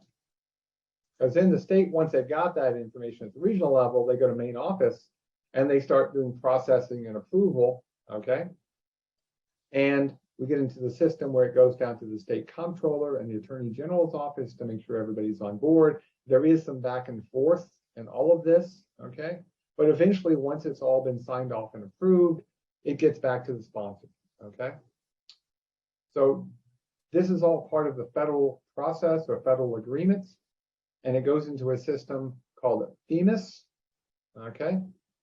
It's essentially the federal, it's a management information system that they've got. It's documentation for things, okay? Now, when this process is completely done and gone back to main office for signatures and got everybody signed off, yeah, the feds are going to get a copy of it, okay? But really, they're not involved in the approval. They're really just involved to make sure the paperwork is done properly and the dates are set. And remember, this is only a model, as they would say in Monty Python and the Holy Grail. So it's just a quick way to think about the process. Region, main office, then approval by the powers that be downtown with the comptroller and the attorney general, and then you get an agreement with some back and forth in every step. And then a couple of times when Federal Highway at least just is notified so they can set some dates, okay? This is what's important about this. They've set a date. No authorization, no reimbursement. Before the date, no reimbursement. So if the project agreement says the project started on September 14th, 2022, and you started working on it today, it's not an eligible expense. Okay, you really got to make sure this is a formal agreement defining the dates. So you got to wait for that authorization to move to the next step. Okay. Now, why is it done this way? Some people would say, oh boy, it slows the process down. Yeah, it probably does. I'm not going to disagree with that. But you've got to make sure that everything is done so we have an understanding of where we're spending the dollars. Remember, state DOT is spending almost $2 billion a year annually before the new IIJA or bill was put out. So we're talking $2 billion a year. So there's a real need to make sure we're doing a good job with all of that funding, that we don't get in a situation where all of a sudden it turns out, oh, that really isn't eligible for federal dollars, or it wasn't included in the STIP. And so guess what? Now we got to go back and we got to pull money from somebody, or we got to rechange things. So that's why these steps exist. Make sure you've got those approved ahead of time before you start working. Okay. Now, we're going to talk about scoping now. Okay. I'm going to tell you right now, we're talking about scoping in the light of the big circle, but the reality is scoping is really something we should have done even before we did planning, or part of planning. So when we're talking about scoping, it's really a step in the wheel. It's the idea of hiring your consultant to develop your scope. But let's just talk about scoping in general for just a few minutes, because it's really pretty important if we get it right. Okay. So we're going to do a little project exercise with either a bridge or with a road. We could go through that with public meetings and corridor studies and all kind of fun stuff.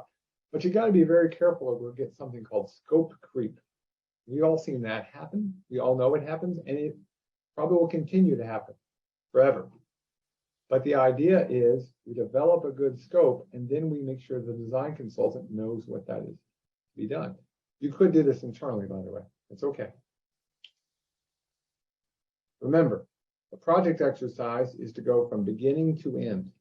As I say, I like to do this even in the planning phase, but we're doing it here in scoping because it's a good place to recheck to make sure we're in good shape.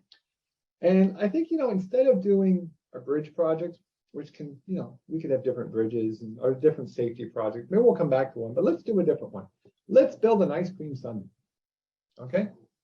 Now you're thinking, wait a second, I'm going to do a scoping exercise for an ice cream sundae? Absolutely. Let's do an ice cream sundae. That means we need to be thinking about planning. We need to be thinking about what we need in the scope, the design of our ice cream sundae, how do we construct it, and then afterwards, the operations and maintenance of the process. Okay. So let's put in for our ice cream sundae, what are the steps for an ice cream sundae? What are the things you need? What is the construction activity? What do we have to do after we've eaten the ice cream? Or is that even a step, eating the ice cream? I hope it is. Yeah, you got to have a dish. Okay. Unless you put it into a waffle cone. Yeah. How big of a sundae are you going to have? Yeah.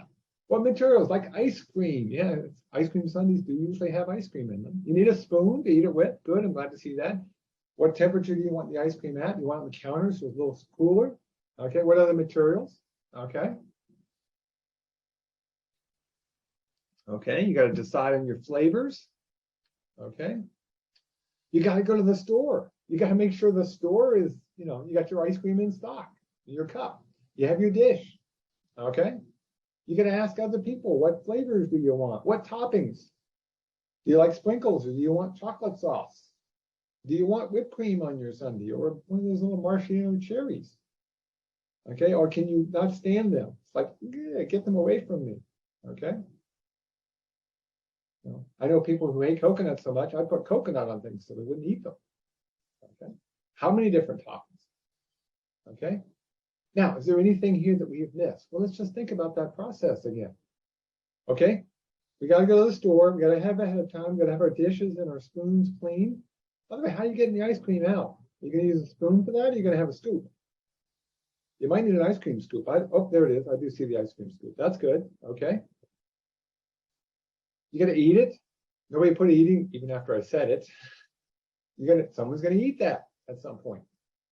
After you've done and had your ice cream sundae, is there anything else you got to do? So you're ready for the next ice cream sundae, or do you just leave the dish in the sink?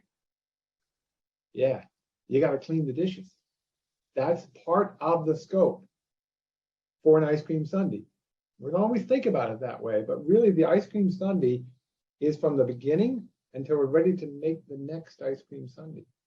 Do we need to restock the ice cream? Okay. So just think about all the steps that are involved in the process. Okay. So it's pretty, important to think about. So for a bridge, what are the processes? What are the steps? Who's going to maintain what afterwards?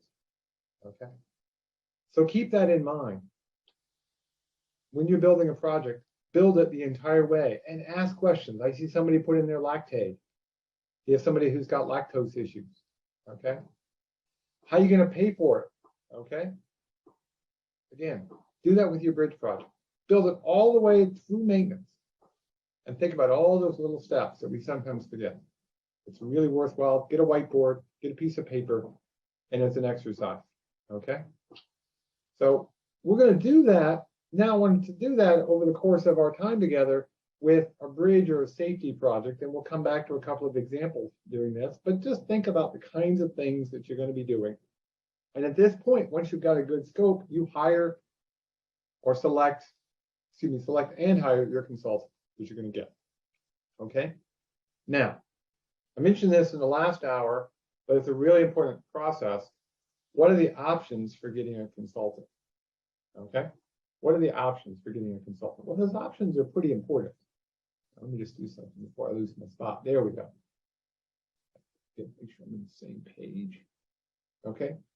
So there are some differences if the project is federally funded. Okay. So there are some differences. And if it's federally funded, even a portion of it, all of the following have to be done. Okay, you have to make sure that it meets the local programs manual, the LPM. It has to be part of the executed contract. Okay, there has to be an agreement. That person has to be designated as an engineer for the municipality. Okay, and you have to select them through a QBS kind of process, an open and competitive process within the last 3 years. Okay. Okay, that's a pretty important. But by the way, even for any project you do, you're actually supposed to select your consultant through an open process, usually through QBS, qualified based selection, but it could be a best estimate kind of thing too. But you got to have a process. There's some exceptions because you're still meeting these requirements. If you think about it, for instance, you can use a municipal employee to be the engineer. Okay, because if you think about it, you've got a pseudo contract with that person. Okay, you could have a contractor on retainer who could do that work for you, but that process to select that retained consultant has to be done via QBS. So whether it's QBS for a specific project or it's QBS for your retained consultant, you just have to show documentation. So it's an open competition.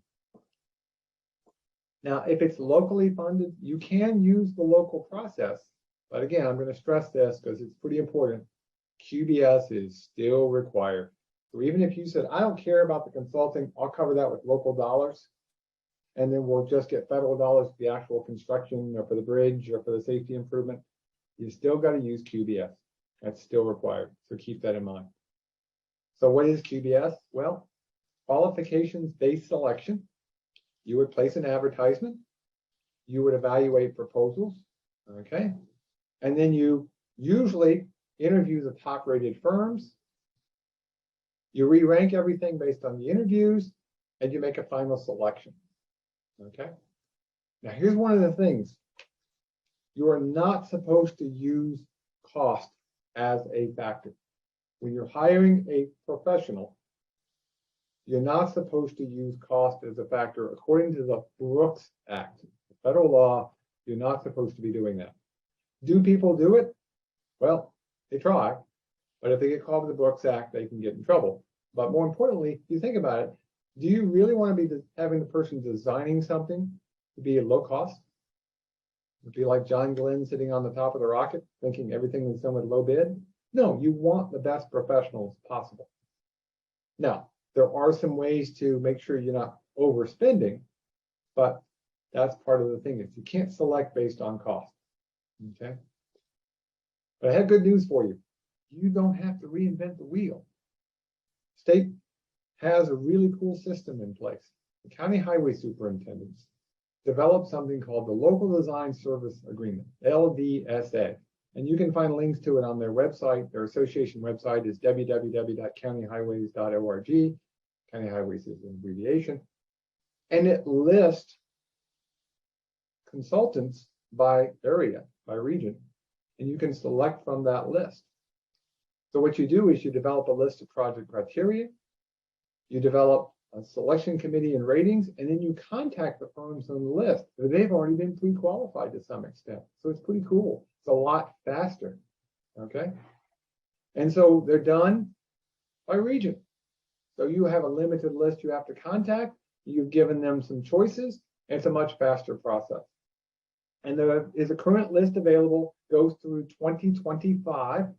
And it was actually released in 2021, or 2022 this year on March 14th, High Day, okay? So if you want, you can actually just use this system and it's much faster. You don't have to go and write up a whole set of qualifications. You just need to write a project criterion for your specific project and pull from the list of firms that meet those requirements from the County Highway Association. Even after you've done that, okay? So for instance, you've got that, you're going to still negotiate. You're still going to negotiate a task list of the work that you're going to be doing, and you're still going to get an independent estimate of the project cost from the consulting firm and negotiate those tasks. Okay. That includes any resources and any cost.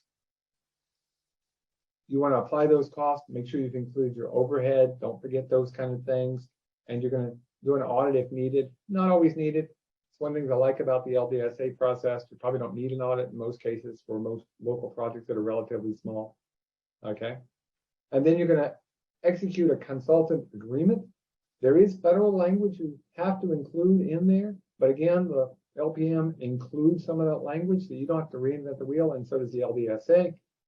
And you will then send that agreement to the RLPL. Okay? And so I'm going to go back one. I'm going to make a point. But the whole idea is you're going to send that to the state. You need to do that before you start reimbursing them. Okay? So keep that in mind. So here's my question for you. Is DBE, Disadvantaged Business Enterprise, DBE, participation required for consultants? Yes. No, if they're already on the LDSA list. No, or it depends.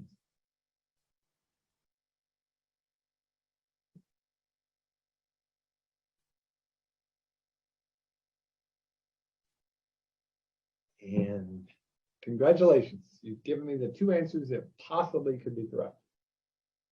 Okay. You still have to have DBE participation on consulting projects. Okay. There is up to 20% that you might need to have.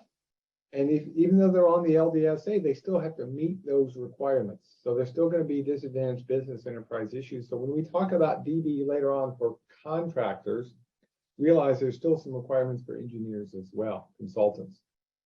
But you do have some depends possibilities, okay? If you've got a contract with your consultants that you can clearly show is neutral with regard to the disadvantaged business enterprises, gender and race, then you might be able to show, hey, we've got something neutral, we might be able to move forward. I'll tell you right now, you need to talk ahead of time before you make that assumption. Don't ever assume that you don't need it, okay? And there may be changes. I know Federal Highway was looking at doing some changes. I haven't heard that they finalized those with the DBE program, but, you know, watch this space. We'll let you know when those kind of things occur. Now, authorization to proceed. We're going to now start doing design. Okay, so we're now into the design phase. It has the most steps, okay? And there are a lot of phases involved here, and there's a lot of chapters. There's chapters 7, 8, and 11 of the LPM, and then there's the project development manual that you're going to want to look at, okay? And in terms of our wheel, as you can see, it's a lot of steps. And the reason for the lots of steps is there's a whole series of phases in the preliminary design, okay? So phase 1 through 4, and the reason, if you think about phase 1, is really just, okay, we have the scope from the local agency, the sponsor. Here's a quick phase.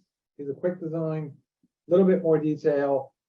Okay, we've now finalized everything in the scope. We've started doing our real calculations, and then finally you're getting the one that you're going to send out for PS&E, plan specification and estimates.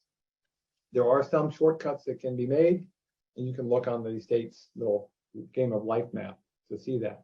But really, it's up to 4 steps that are involved. You're going to take that project scope. You're going to make sure it's federal aid eligible. Okay, it's a great time to recheck that. It is a time to say, hey, we may not be. Let's decide that now before we spend a lot of money and then don't get reimbursed. This is where you're going to be making your technical decisions. This is where the environmental reviews are done. And this is where you're going to have coordination. And coordination could be with other municipalities. It could be with regulatory agencies. It could be with the state DOT themselves if you're intersecting a state route. Really just coordination.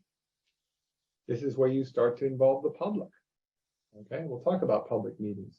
And of course, you're going to get an estimate and schedule of cost for the actual work that's being done.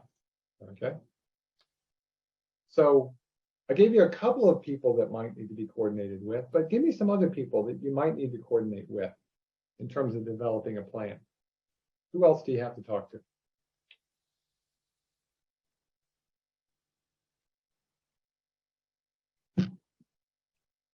stakeholders. But what's a stakeholder? That's the guy with a big piece of meat, a knife.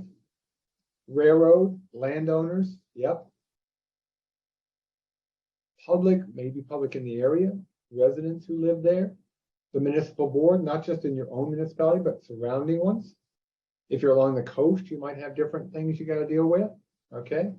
You've got utilities. I see that in there. Businesses. Okay. Who's doing the maintenance later on? Emergency officials. Are you going to be affecting detours and things like that? Okay. So there's lots of possibilities, and you haven't even talked about some of those. There's the DEC. Okay. The DEC, environmental issues, permitting. Okay.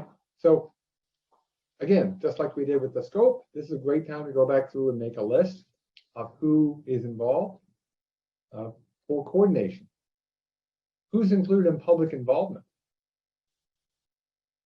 You know, we said public, but what does public involvement really mean? Okay. So again, one word. We're making a wordle again. One word. NGO. Oh boy, a new acronym, yay! Non-governmental organization, for those who weren't sure. Residents, schools, school buses, certainly ones, okay? Get specific, really start thinking about who needs to be included. We're gonna have an overall, but yeah, the people who own the land, the traffic who's affected, start thinking about who's involved in a public involvement issue, especially if there's right-of-way issues. If there's issues where you're going to have other organizations involved, you want to have them at the meetings. You don't want to have a meeting and not have the people who can answer questions. You may need to have legal counsel there. Okay. And this is all going to get described in the design approval document. That's the acronym coming up there. The design approval document, which we'll talk about here in just a minute. Now I'm going to take a little bit of a left detour here, talking about, somebody mentioned earlier, the Uniform Act. But let's talk about right-of-way. Most roads in New York State on the town system, over half on the county system, and a lot of village streets, roads are by use. We can't do that. At Federal Way, we got to have a little bit more than just well, we get to use what we maintain. Okay? So with right-of-way, you have to have it included in the design report. Okay? So there has to be information about the right-of-way. This is what everybody calls the Uniform Act. The official name is the Federal Uniform Relocation Assistance and Real Property Acquisition Policy Act. That's a long one to read, but it's a federal law. Everybody calls it the Uniform Act. There's actually other laws that fall into this, including a federal highway right-of-way and real estate law. There's a New York State eminent domain procedure law. There's a whole bunch of things, but if you hear the term Uniform Act, what they're really saying is we have to have the right-of-way in writing, okay? And it really needs to be a secondary review so that everybody knows what's on board. So this could include your title searches. It could include what they call a brochure, where you've prepared all the documentation. You've got maps, you've got deeds, you've got appraisal of property that you might have to acquire because there's procedures involved for that. Okay. And of course, at the end of this, you're going to have a table of proposed right-of-way acquisition. The reason that I bring this up is because, again, if you have roads by use and streets by prescription, which, again, most roads at the county and town level and a lot of village streets fall into that. You have the right to maintain, you have the right to keep maintaining them. But the ownership of the land is actually the landowner. They own to the center line. Under the Uniform Act, that's not enough. You need to have it in writing that there's a land owned by the agency, or do you have a clear right-of-way? Even though it's owned by somebody else, we have a clear right-of-way to do the highway work. You can't just say, well, we have a right to do it. No, gotta do more than that. So you're gonna have to go out and you're gonna have to get agreements with the local landowner. So if it's a road by use, it's been used by the public, which means maintained by the local agency as well for 10 or more years, where would it be? So in this case, got a beautiful, nice little town road. Where's the edge of the right-of-way? You can actually click on the picture. Tell me where you think the edge of the right-of-way is here.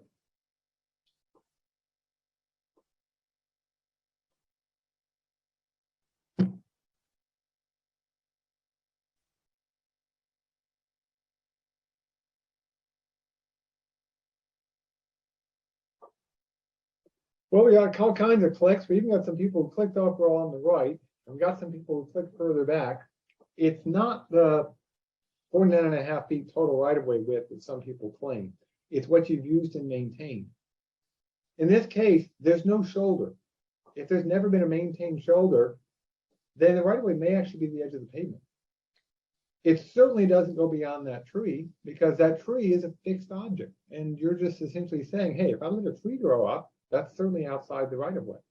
It might be the fence, but probably not, because the fence wasn't maintained by the local agency.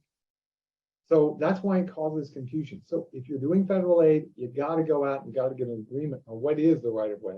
And you got to make sure you have good paperwork. And even on roads where it's owned by the local agency, finding the right-of-way can be a challenge and can make a big difference. So in this particular case, this is a highway boundary from a survey that was done. Okay, thanks Dave McEwen for some really great examples. So you can see the location of the sidewalk. I'll make it yellow so you can see it. It's a little bit easier to see. There's the two sidewalks. Okay, and if you noticed before, the AHB is the approximate highway boundary. In one case, it's right at the edge. In the other case, the sidewalk is outside the highway boundary. Okay, so if you need to work on that sidewalk, you don't have enough right-of-way. You're going to have to go beyond that point because obviously we're outside the right-of-way. So you don't have enough. Here's another one. It can get confusing pretty quickly, but so let me sketch in the location of the sidewalks. Okay, so there's sidewalks. There's not a sidewalk to the left. Okay, there's a sidewalk. The right-of-way, because of the way paperwork worked, one side, no problem, but the road got shifted somehow over time. So the actual edge of the pavement is the edge of the right-of-way on the south side. If you're going to work anything, you're going to have to get more right-of-way on that outside edge. And by the way, if you look carefully, you'll see it says brick steps at the bottom. You're going to have to deal with somebody's house that's right at the edge of the right-of-way. So you're going to have to get right-of-way. Okay. Got one more for you. So what is the southern edge of needed right-of-way in that case, by the way? What do you think? Click down there. This is the one we just saw. Is it the street boundary? Or does it depend on the project? Yeah, it depends on the project probably. But it could actually include those brick steps, depending on what you're doing. So think about it. But remember, if you're doing curb work, you're probably going to at least be behind the curb. And by the way, you may as a minimum need right-of-way doing the work itself, even if later on it's going to be maintained by somebody else. So you're going to have an agreement at least to do the work, but better yet, get an agreement to maintain it into the future. And that's part of the Uniform Act. And there can be some weird stuff. Look at this one. There's the sidewalk. You'll notice that the highway boundary goes right in the middle of the road. Oh boy. You've got to have these things resolved in writing before PS&E, okay? Because if you don't, you may not be eligible and it increases your liability. And there it is, wrong side of the line. Now, if you ever go to New York City down in Greenwich Village, you can find the Hess Estate. It's a triangle that's 25 inches on a side. It's actually not quite an equilateral, it's an isosceles triangle. The land was never properly acquired. It has never been dedicated for public purposes. So the guy who owned it, Hess, it's outside of a little mom and pop grocery store. It's private land, right next to the road. There's a sidewalk on both sides. You step into the little mom and pop store. Boy, you got to be challenged, okay? So you got to take care of the right-of-way before you go to the next step, okay? This is one of those approvals before proceeding. So that means you're going to have to get your easements, you're going to have to get your temporary and your permanent easements in writing ahead of time. If you have to purchase land, you got to purchase land. Now, realize we're in the preliminary stage. We're making up our list of things, okay? Be careful. You're making a list of what you need, but you're not doing negotiations with the property owner yet. you're not making any commitments and offers. You're not acquiring the property. You're just making a list of what you might need. Okay. So this is not the stage to go out and buy. This is the stage to say to the state, and then eventually it gets up to federal highway. But so the state going, here's what we think we need. If you agree, we'll move on and move to the step of getting the property. Okay. And so then we're going to be doing the preparing of the design approval document. Someone earlier put in dad. Okay. There's my dad. There's me and my brother. Okay. My middle brother's not in the picture. I don't know where he is. But the dad in this case is not your father. It's the design approval document. So I'm going to ask one last question, and then we'll take our second break. What is in the design approval document? And after we come back, we'll talk about it. Everything, work, scope. Okay. Signature. Yeah, you got to be signed off. Okay. NEPA. Okay.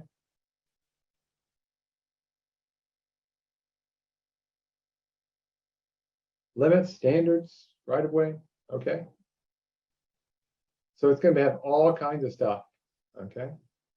When you write the design approval document, even though it's being done internally in the state and all the engineers, try to not use too many jargon type words. A good way to think about it is, again, make that same list, and you've done a pretty good job here. Here's the list that I sort of quickly put together to think about the minimum that you're going to need to have. You're going to have your environmental acts, you're going to have your right of way, you're going to have to deal with other things that have to be added on top of it. But yeah, y'all done a pretty good job. So we're going to take our lunch break. Now, I said earlier, I'm willing to shorten things up, but because it's the world of the online, I can't make any assumptions. Okay? We were going to give you 45 minutes for lunch. I need you to go over to raise your hand. I want you to raise your hand if you want the full 45 minutes. If you're okay with us starting up in half an hour, leave your hands down. If you would like to have that full 45 minutes, raise your hand. And I got enough people, we're going to stay with 45 minutes, okay? So we're going to give you 45 minutes. We'll start back up. Actually, I'm going to cut you a little bit off just from the standpoint of things. How about we start up at the bottom of the hour? So at 12:30. So we'll be at 12:30. And like I said before, great place to look and start putting your questions in, okay? So you can keep adding your questions on top of this. And we will start back up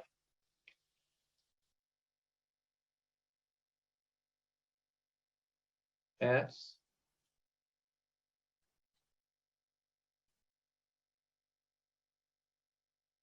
12:30. Yep. 30. Okay, 12:30. We'll see you back here. But again, put your questions in. Enjoy your lunch. We'll see you then. So we're going to start back up. I want to go through a few of the things that are included in the design approval document, the DAD, that just a little extra things you got to think about.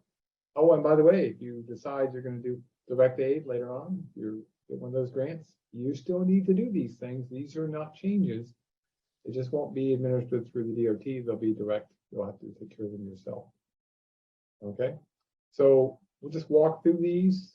The first one is another acronym, the FEAW, the Federal Environmental Approval Worksheet. Again, worksheet. You go and you fill the worksheet out to make sure that you're meeting the requirements of NEPA, the National Environmental Policy Act. So you'll hear that term used a lot, NEPA. NEPA is essentially where we deal with endangered species. We deal with habitat issues. Essentially what we're trying to do is maintain what we've got. I know at times it seems like, oh, we're trying to save the dotted salamander with the little octagon. Sometimes it does feel that way, but most of the time it's usually a pretty good thing, and has led to some pretty cool stuff, like the fact that there are now wolves in Yellowstone again. So it actually can be a good thing. Yes, there is a state equivalent. It's the State Environmental Quality Review Act, sometimes called SEQR. Okay, not SEQR, but SEQR. But again, there may be a form for that one too. You would be the lead agency as a local agency, so you're going to need to fill out the paperwork for that as well. There's Endangered Species Acts, specific things above and beyond NEPA that you'd have to get into, which could include things such as sea turtles and sturgeon and bats and things like that. There's some compliance standards for that. If you've got concerns, ask. Lessons we really have learned about this is, well, truth be told, if you're in a tidal area, you're probably going to have to deal with turtles and sturgeon. There's probably bats, especially if you're dealing with buildings or small crevices. I mean, there's a famous bridge in Austin, Texas, which has millions of bats in it. By accident, they built the bridge in such a way that made a bat habitat. Now they've purposely built bridges to be bat habitat. Okay. So again, that's when you want to look at early on, because it could take time. It could take a year to do an evaluation and a cleanup or to mitigate the problem. So be aware of that. That can add to the time that you might need to have. And related, there's essential fish habitat. We need to make sure that we've got habitat for our fishes. We don't want to lose them. And essentially, if you've got tidal areas, you're probably going to have fish issues to deal with. So obviously, all of Long Island, and an amazingly large part of the Hudson Valley, all the way up to Albany. People don't think about that, but if you ever go to Hudson, New York, the village of Hudson, or city of Hudson, actually, look carefully at the street signs. There's whales on the signs. That's because it used to be a whaling town, which you haul the whales all the way up, because it is still got salt in it. So again, there's procedures, there's paperwork. You don't have to remember or memorize any of this stuff. You can go through the checklists that are available in the LPM, the Local Projects Manual, to help you out. There's Clean Water Act issues where you're going to have to look at wetlands, determine the impacts. We do wetland work a lot with bridges. And again, here's the key. If it's a really small area, less than a half an acre, it's streamlined, but it doesn't mean there's no mitigation. The key is if you commit ahead of time to avoid things, to do the best you can and can document it, you're probably going to be okay. It's when you start just going in, oh, we're only doing a quarter acre. And then the guy gets done digging and he's dug up an acre and a half. Now you got to go back and clean everything up. And we don't want to do that. So really make sure you think about this ahead of time. Okay. So that's the way we can do that. Okay. So there's an executive order on that. You can spend a lot of time. And again, wish we had time to go into some of these things in more detail, but we just have a lot to cover. It's a pretty big process. But good news is there's good steps. You don't have to memorize it. There's a Historic Preservation Act. Again, is there a potential to cause an effect on historic properties?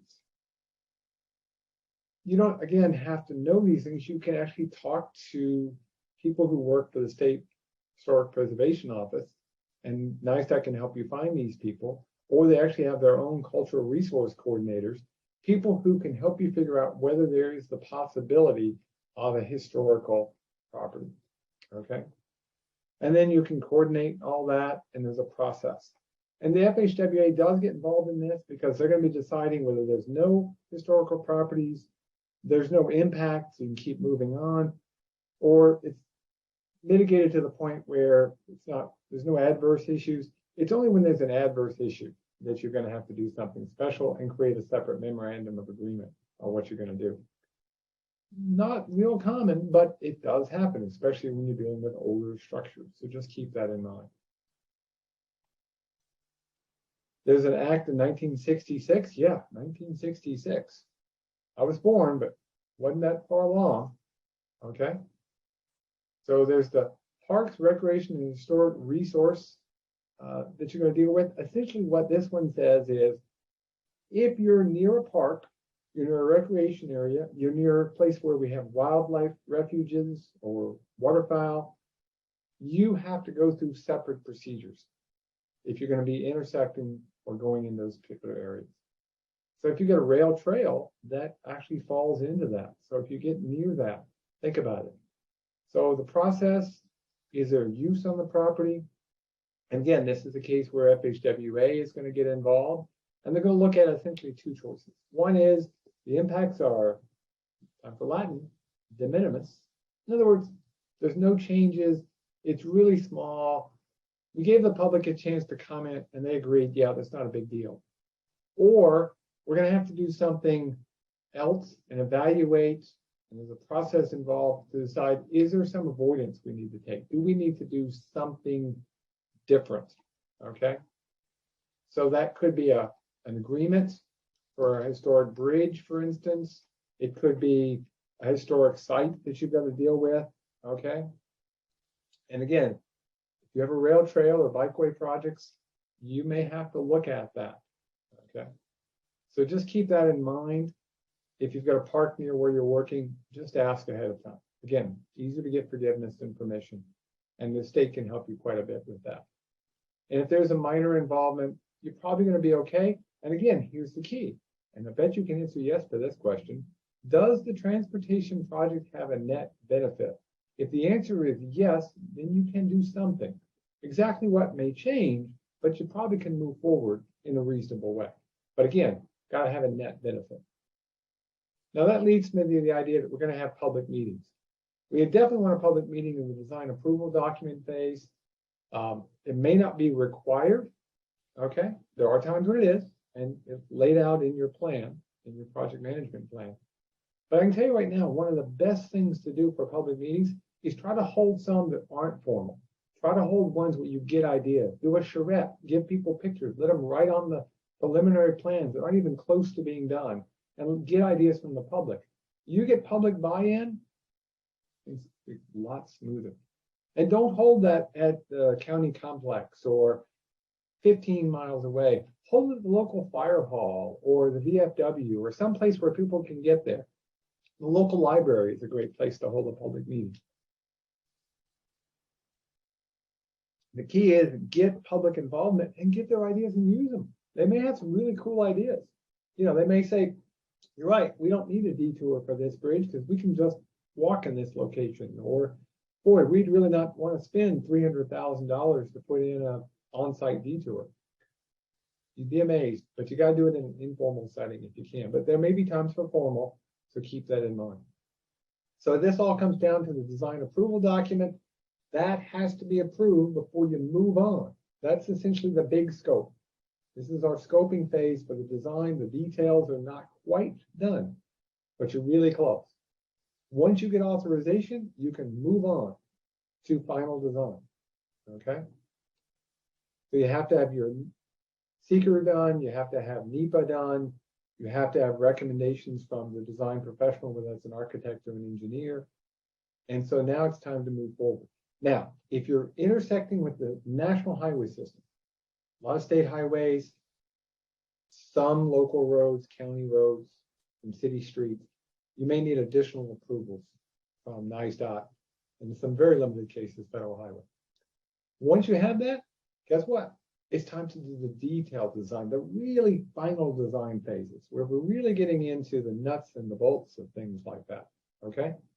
And for reasons that I can't type in Roman numerals, I realized just now that it shouldn't say phases 5 and 4. That doesn't make any sense. It's phases 3 and 4, but there's a process involved again, okay? This is the place where you're going to be looking at getting your permits. This is the place where you're going to be going out and you're going to open up the state's highway design manual, this is a screenshot from the highway design manual, and you're going to be pulling things in and you're going to be writing your specs around that. This is the place where if you have to do something that isn't covered by the highway design manual, you have to get permission ahead of time. Truth be told, most of the time, you really want to follow the state standard. That is a requirement without pre-approval. So really, unless you have some really good reason not to, this is the time to be opening up the highway design manual and using it. Again, once you've got approval for this, now, and only now, can you go through and acquire property. Okay. And there's a whole chapter in the LPM, chapter 11, just dealing with acquiring property and the right-of-way acquisition phase. So this is the point where you're going to go out and you're going to notify the affected property owners, and you're going to do written offers. And here's the thing is, just compensation. And that's a very important point. You can't just give people the money that they want, and you can't just try to lowball. You've got to come up with just compensation. That's when we go do title searches. That's why we do appraisals, because you have to show that you're not wasting the public's money and that you're giving a fair shake to the landowner. It's a balancing act. Okay, we can't just pay what they want.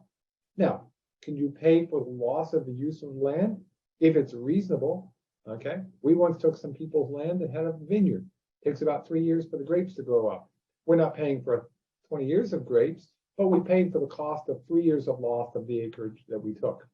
Okay, that's just compensation. But we couldn't have paid for 10 years. We can only pay for the 3 years worth. Even if they didn't have that land, it's really not reasonable for us to suddenly magically come up with extra funds. Think of it the same way. What would you want to have? How would you want to be treated? And most of the time you're okay. And this is where you'll be doing your payments and getting things in writing. Okay. Title, really good. Rights, that can be great too. Okay. So that's a very important thing to keep in mind. And somebody threw in the Q&A, by the way, back on the DAD, that non-standard features must be justified and approved. Essentially, that's what I'm saying. If it's not in the highway design manual, you got to get pre-authorization. Okay. It's not a state spec. You have to get pre-authorization. So if it's not a state standard, you got to find it and get approval from the state before you move on. Okay. The key with right-of-way, written records. Okay. There has to be something in writing that later on can be held up, filed at the right locations, which means clerk's offices, preferably the county clerk. In limited cases, the town clerk, but I always recommend filing at both locations, even if it legally only needs to be at the town clerk. I like having a backup in case one gets lost. Make sure you have the right to buy that land. There's no liens, there's no titles, things like that. But here's the thing. Here's the reason why this is so important. What happens if somehow you didn't get a title search and you put in a culvert, or you put in a bridge, or you put in an intersection? You've now got a public facility on private property. Ooh, boy, talk about liability, talk about risk. Everything can go haywire at that particular point. So really want to have in writing the right to do what you're going to do. You don't want to have to rely on the rights of a road by use or a street by prescription. You want a little bit more than that. Otherwise, we've really got liability issues. And the thing about it is, you need to have your right-of-way acquisition cleared with a certificate to show you've got all the titles. That's that table that we created earlier, before you go out to bid. Okay. So again, you're going to get authorization before you move to the next step. And in that case, you're going to be preparing your contract bid documents. For some reason, my computer is giving me some weird things. Well, tell you what, let's just see what it does here. Well, I'll tell you what, we'll just let it go. What needs to be in a contract bid document? It was an introductory slide anyway. I have no idea why my computer's doing that, but what needs to be in a contract bid document?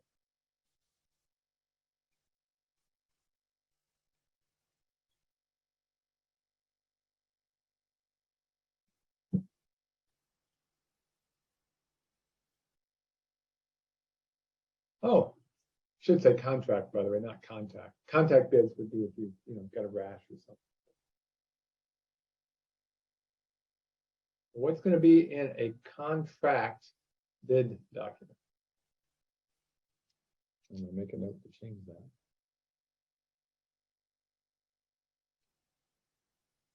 Not getting any answers.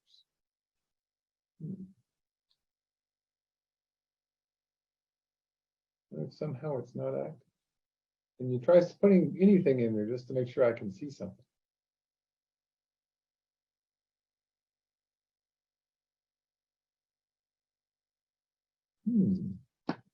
No, not in the Q&A. In the poll everywhere online. Okay. It's not doing it, so I'm going to hop out of here real quick. And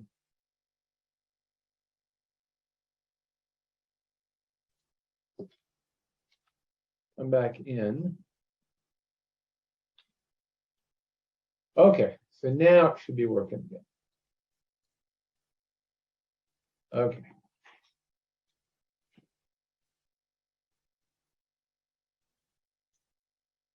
Okay, so here we go. Construction plans, scope, pay items, plan drawings, prevailing wage rates, estimate of quantities. Yep. Essentially, a good way to think about the contract bid documents is it has to have everything in there that a contractor needs to do the job, including, do you have the proper permits? Do you have the utility clearances? Where is the actual right of way? And that construction management plan that we talked about, okay? Or going to be talking about, excuse me. The goal is giving information so the contractor knows what they can do and that they've got permission to do so, okay? So yeah, plans, specifications, technical specs, contracts, contacts, all that kind of fun stuff. So you're going to definitely want your final plans, specifications, and estimates, also called the PS&E. You're going to want something called a contract management plan, which we'll talk about in just a minute. You're going to need to have your right-of-way clearances. Again, you have to have had those signed off ahead of time. Okay.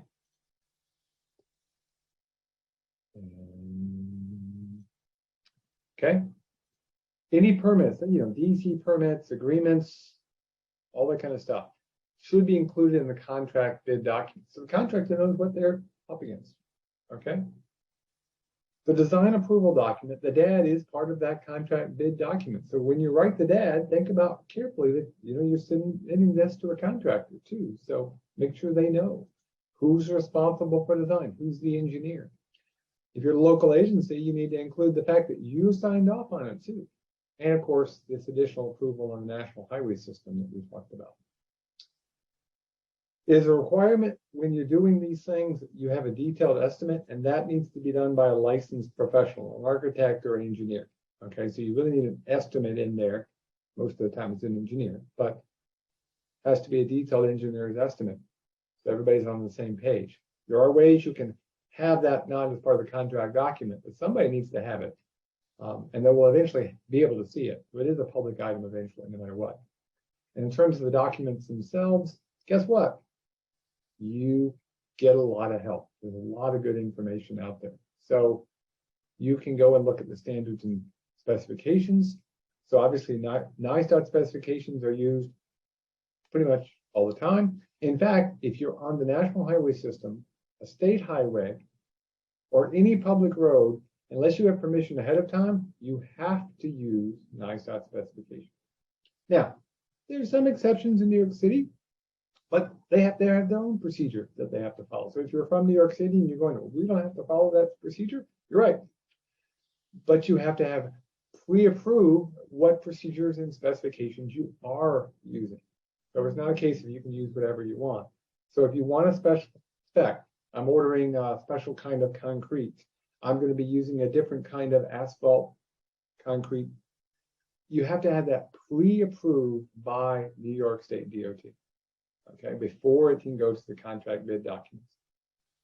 And you've got to tell people where the right-of-way lines are. Okay. And a few federal things have to be included. There's certain clauses, such as federal Davis-Bacon wage rates. By the way, the New York State prevailing wage rates have to be in there as well. So there's some New York WICS laws as well in terms of how you set up contracting and things like that. Now, proprietary items used to be no good. You couldn't include proprietary items. There's a way to do that now, but you do definitely need to document the proprietary items to show that there's a public interest. Okay, you can't just put them in. You have to show public interest. Get approval for those before you throw them into a contract. You don't want to get bitten later on. You can do alternative bid processes if they're approved ahead of time. Okay, So you can do a multiple bid, something like that. But again, pre-approval by NYSLTAP. And you cannot include, again, with some exceptions for proprietary items, you get to get pre-approval. Partly because even with pre-approval by FHWA, there's some things the state doesn't allow either. They're slightly different. You can't put in warranties, no warranty work on federal jobs, no retainage. You can't hold back payment. No, you got to pay at a reasonable standard. I'll talk about that payment standard here in a little bit. Okay. And again, you can't conflict with federal requirements. So if you're not sure, ask. Folks at the DOT do know this pretty well, and they can help you make sure you don't have any issues with conflict with federal requirements. Now, how can you do your method of construction? In other words, how can you bid these things out? Well, guess what? Competitive bidding. If you're going out, you're using competitive bidding for this part. Consultants was done by QBS, but the contractors are done by competitive bidding. That's it. Okay, the other processes that you may have heard about, general contractor, I can never remember what the abbreviation is for that particular one, where you're doing alternative methods, you can't use them. Federal aid, competitive bidding. And somebody did ask about what's an alternative bid. So for instance, you could have in the alternative bid where you have a concrete bridge and a steel bridge, and you could actually put both in a single contract if pre-approved ahead of time. That's an example of the kind of thing I'm talking about, alternative bid. And then you could decide based on some best value procedure, but it's got to be competitive bidding.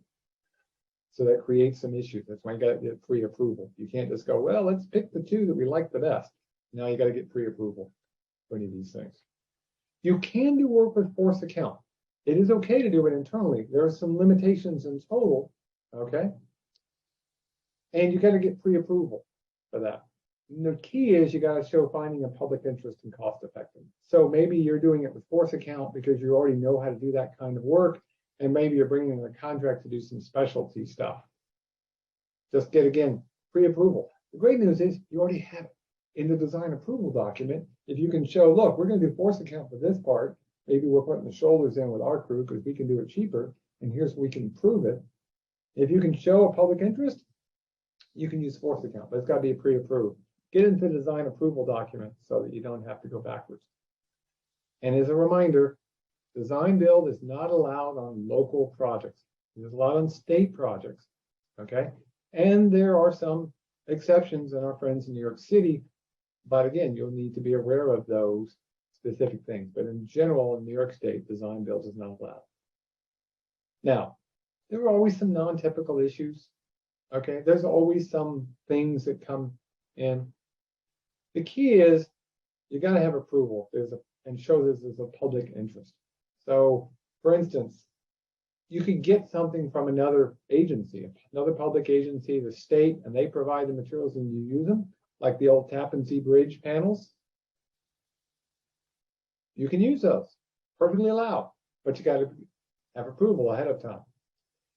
Proprietary items, again, you got to show there's some matching going on, that things work out. It's better for the public to do that. Designating your storage and disposal sites.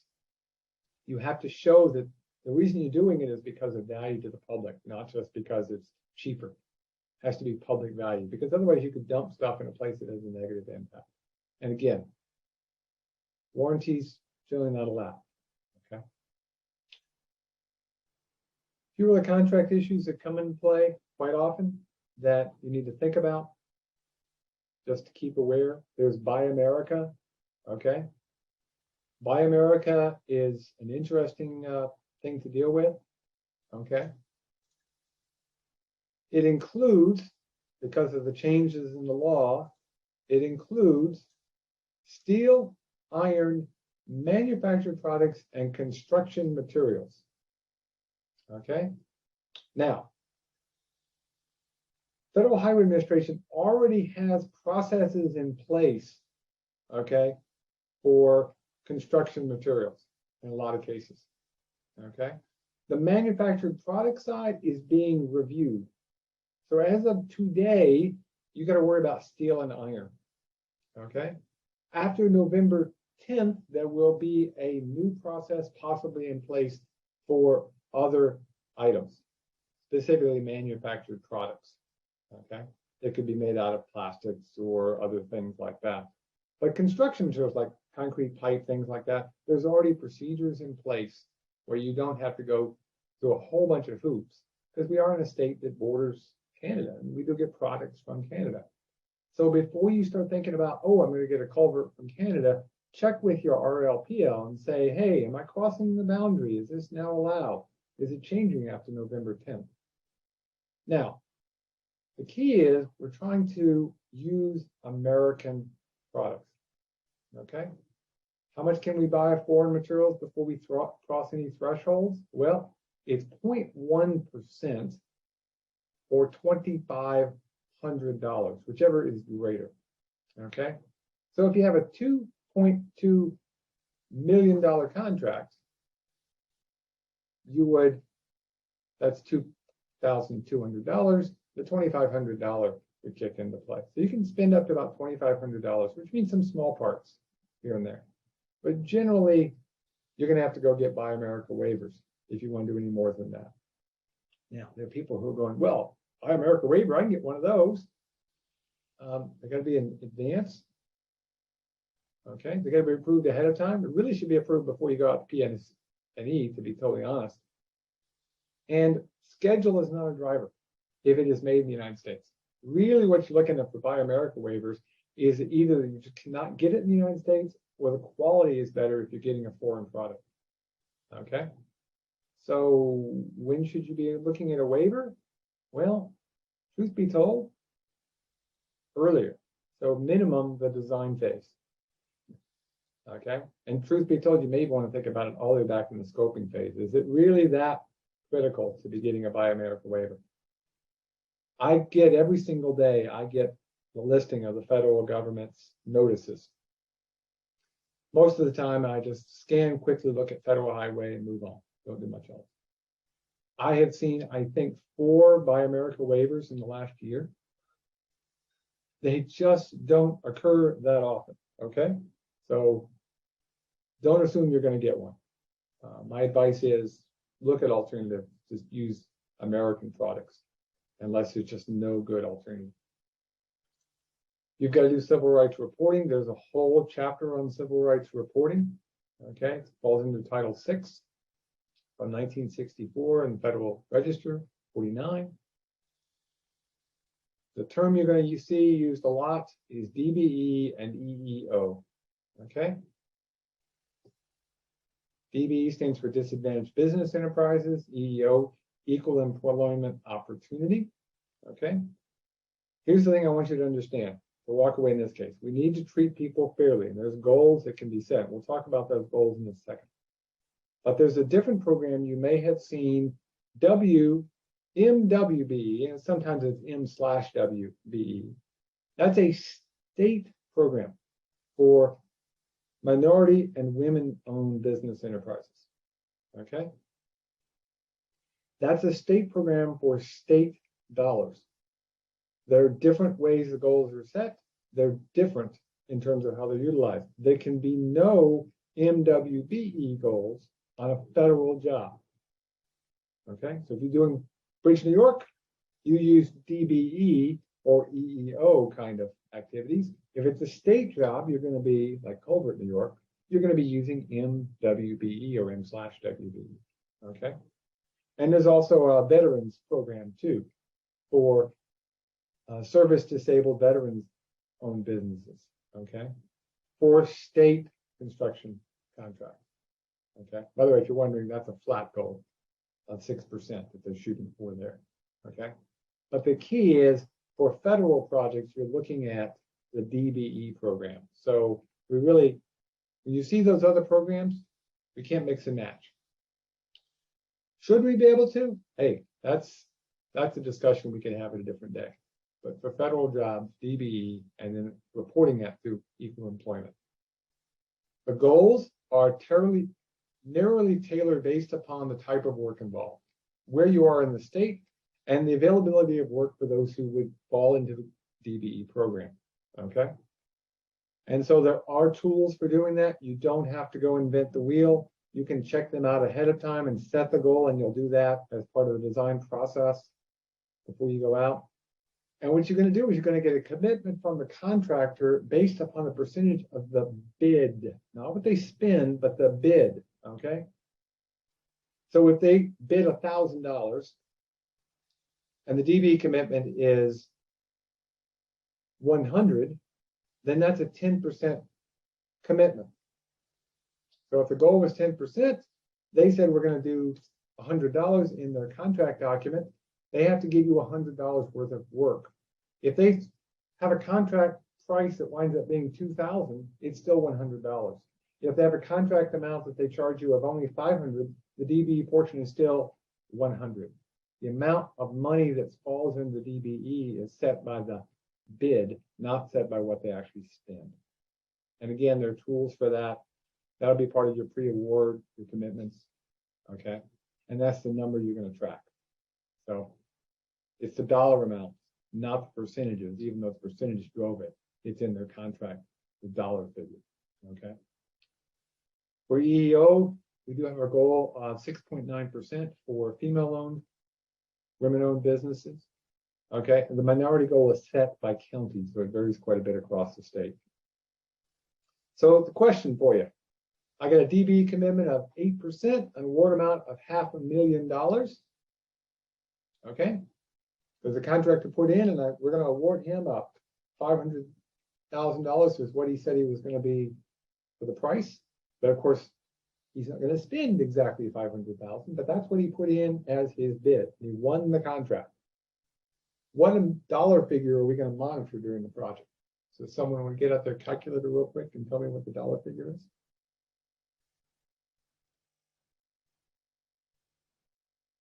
I know, I'm making you do math after lunch. Scary.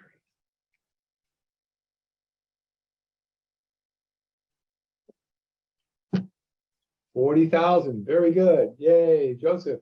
Nice job. Yes. So it'd be $40,000.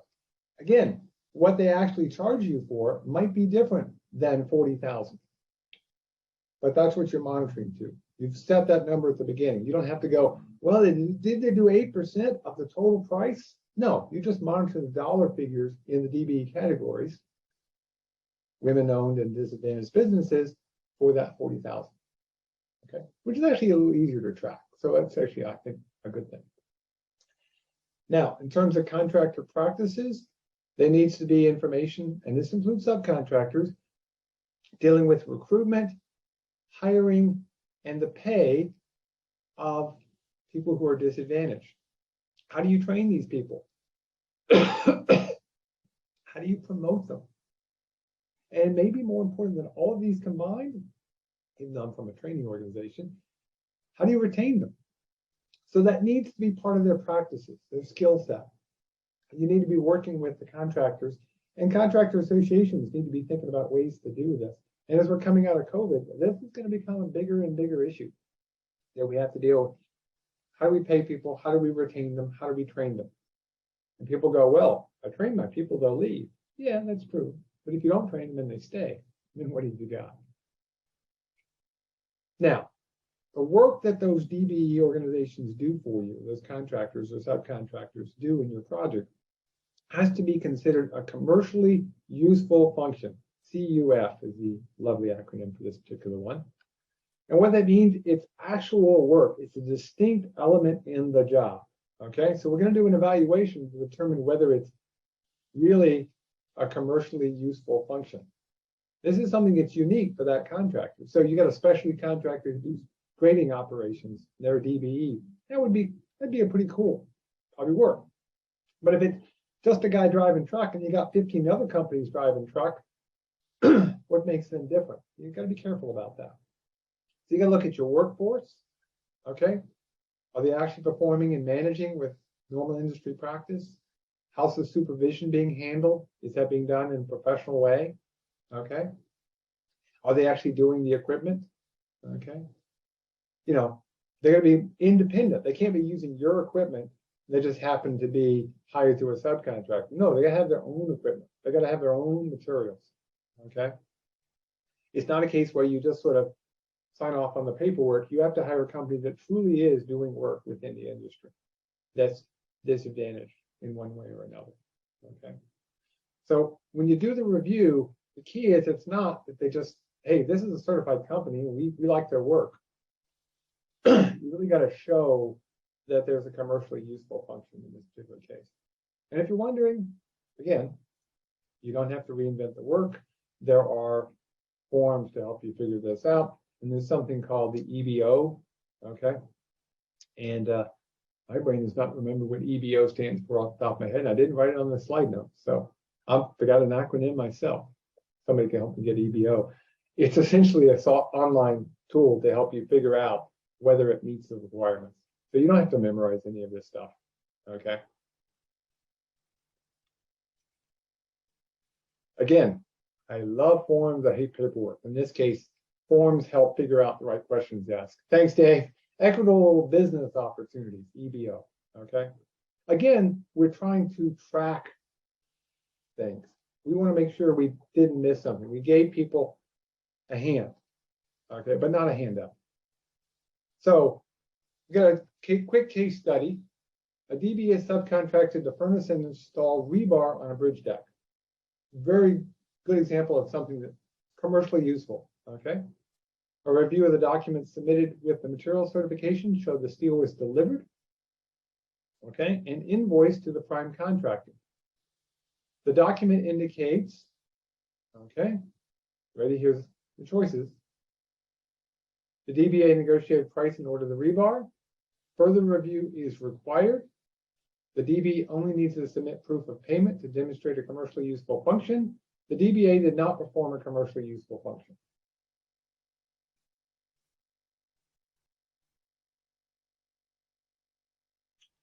Yes, very good, yes. Yeah, you need a little bit more detail. The work, the kind of work being done is certainly commercially useful, but did they actually get the material themselves?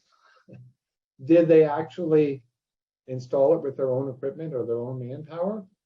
You got to do a little bit more detail. You don't really know enough, okay? You don't know if the DB did the negotiation. You don't know those things. So think about it when you're calculating it out. Is it commercially useful? And remember, not every single work has 100% applied to that dollar figure that we calculated earlier.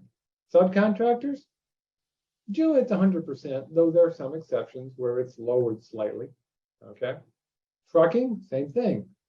Most of the time it's 100%, but again, gotta make sure that it's whoever's doing the DBE work, they own the truck, they're actually driving it around, they're not misrepresenting what they're doing, okay? So they gotta actually own the truck, okay? You can't say, well, we hired them and they're working on these trucks, but that's a subcontractor. No, that's an employee, that's a different, really should have been kind of an employee. You can get something called regular dealers, companies. You don't get 100% on that case. You know, regular dealers, you can only get 60% of the value. So if you paid a regular dealer, firm that is a DB, but they're just doing regular operations, 10,000, you don't get credit for 6. Okay. Manufacturers, that's an easy 100%. And then service providers, it comes down to the reasonableness of the fees and commissions. That's a particular case where you want to talk ahead of time and document that. Okay. So let's do one more here. DBF fuel supplier has a contract to fill gas tanks on site, so that on-site equipment can be supplied with fuel. The DB informed the prime they will not be trucking the fuel with their own trucks to the storage tanks, but will be renting tankers and drivers to supply the storage tanks on site. On other projects, they do use their own fuel trucks for this work. Okay. So what do we get to count in this case? Okay. Do we get to count the cost of the fuel only, the cost of the entire operation, the cost of the brokerage, where they're brokering the cost of getting the fuel and having it delivered, or none of the above?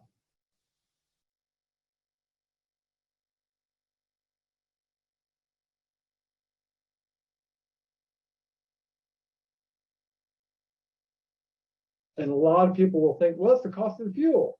But remember, they don't own their own trucks. They certainly can't do the whole operation. Turns out you're only going to get the brokerage credit.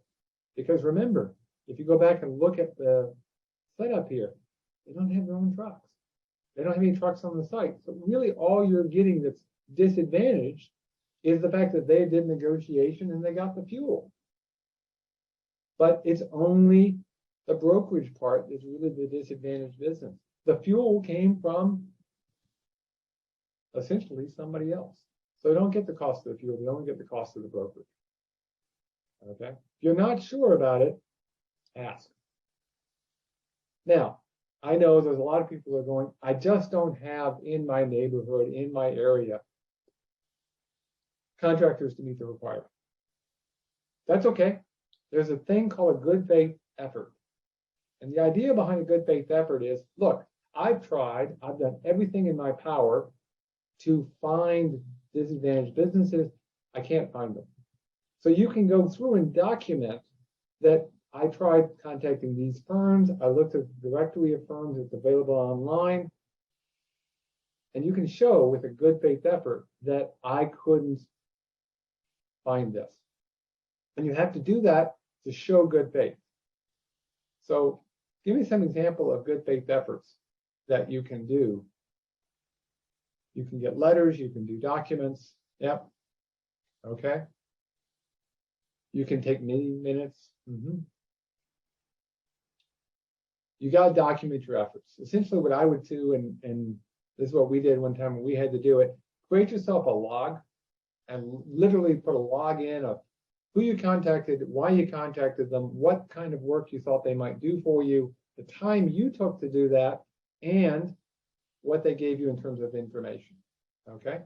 So if you did a public advertisement, write that down. Write down any cost you've got for that kind of thing. So you can show, hey, we placed some ads. We talked to the contracting association. We did the state list of possible things. We went out, we met with some local agencies and local groups. Okay? The point is you got to document this. And even if you are going through the good faith effort, until you're cleared, you keep working. Okay? So you may actually be able to keep working after, okay, that you've done the good faith effort. So you may need to do a post-award good faith effort. You're going to keep going, okay? So you're going to be continuing to do this until you can show you've done reasonable steps, okay? And by the way, don't repeat. Try something new. Maybe now you need to go out and meet with the local Native American tribe that's registered and see if you can get some people, companies that work through them, or maybe the union hall has some companies that can help you out. Maybe you need to break down some of the work into smaller segments so you can get folks from the disadvantaged business list that are available. Keep trying different things until you can either find somebody, and we've actually found some printers. They're not as competitive in some things, but they're great in others. You may find some companies that can help you out. Just didn't know about it. So it's worth doing. Yes, it does take some time. Now, all of this is going to come down to a construction management plan, okay? The construction management plan really comes out of the idea of meeting with the RLPL and developing a project milestone list. And essentially, it's your plan. It's your Gantt charts. It's your critical path. It's all that fun stuff. It's where you list what you're going to be doing for QA and QC.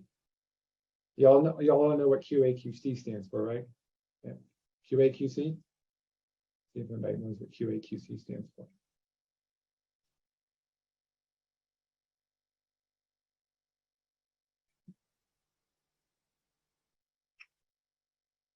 Nobody in the Q&A wants to tell me what QA QC stands for?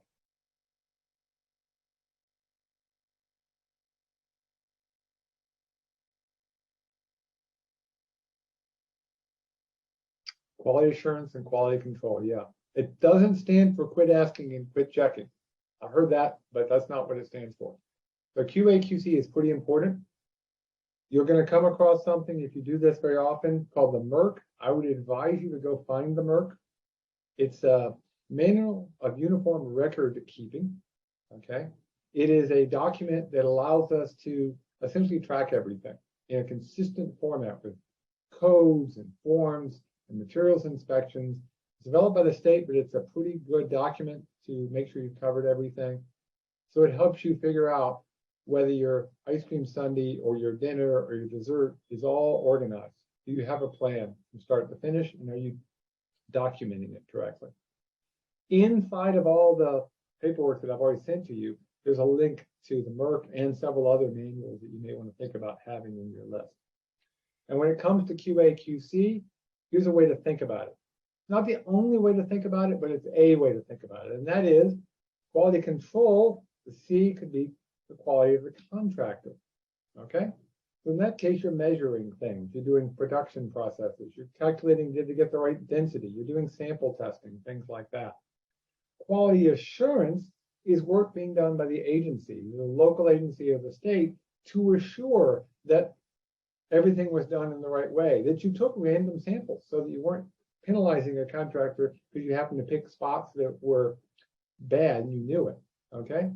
So do you have a good assurance responsibility to make sure things are being done well? And that's your side of the house, to check for quality assurance.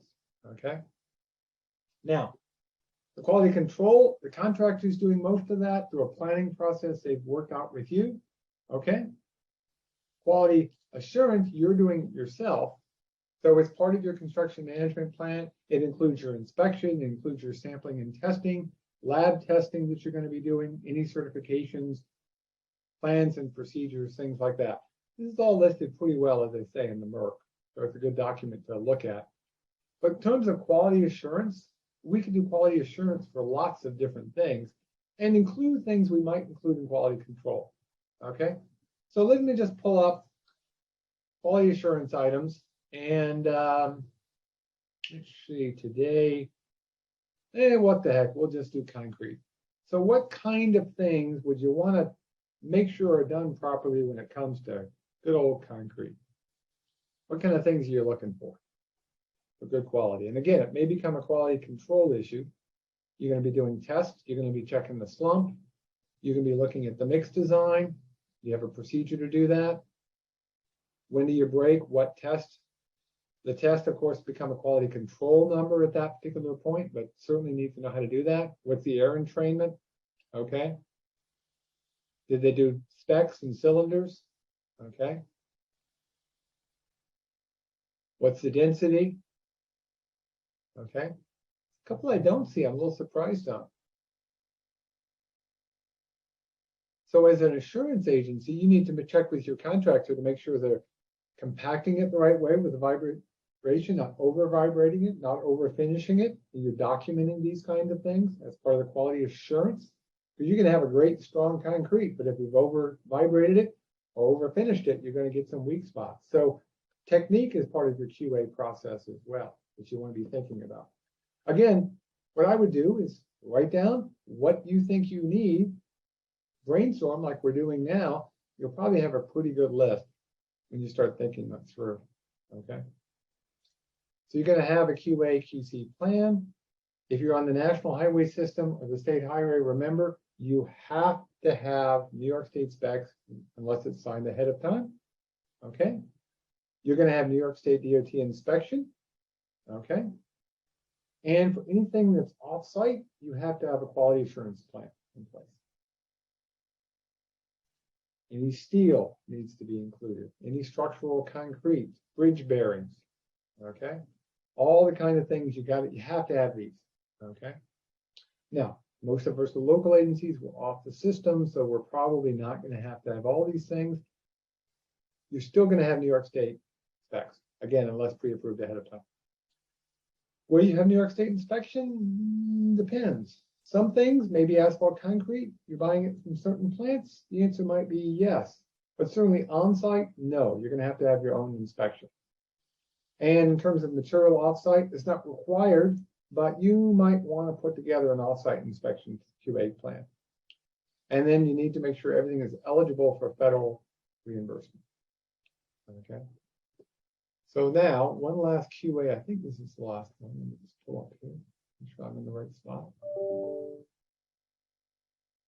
Yep. Okay. So what are some critical documents that you might need to have through your construction management plan? give me a few critical documents that you might need to have for your construction management plan. And they don't have to be embedded in it. They can be linked. Work zone traffic control plan. Ooh, I like that one. That's good. Good thinking. Your schedule. By the way, this is a pretty cool one. You get to rank. If someone's already put something up there, you don't have to repeat it. You can just rank it. Give it a thumbs up and it'll show up higher in the plan. Your OSHA card for any of your workers. Okay. OSHA 10, OSHA 30. How you can, that's part of your QA. How do you make sure that's been done? Resumes of the inspection personnel, or at least the certifications. Yeah. Okay. This is also where you can either link to or include parts of things like the MERC, the Steel Construction Manual, the state specifications. Okay. And more, I know this is all done online, but the point is, this is the place where if you've got that construction management plan, you know you can get it built. It's an easy way to think about it. And the most critical person to know in all of this, to help make sure you haven't missed something to work with, is, of course, the RLPO, that regional project liaison. Okay?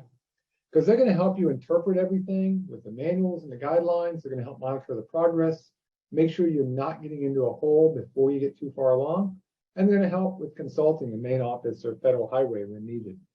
They're going to deal with local project agreements, and they're going to help and show up at lots of meetings. Okay?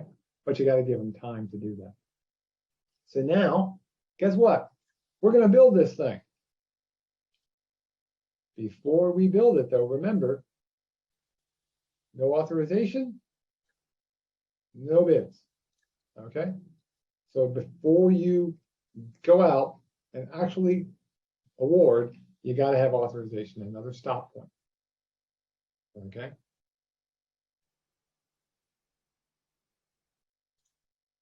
So what's included in the advertisement? What's included? When's the response due? The scope of work, that bid date. Yeah. The advertisement itself obviously doesn't have everything, but it has links to documents. Okay.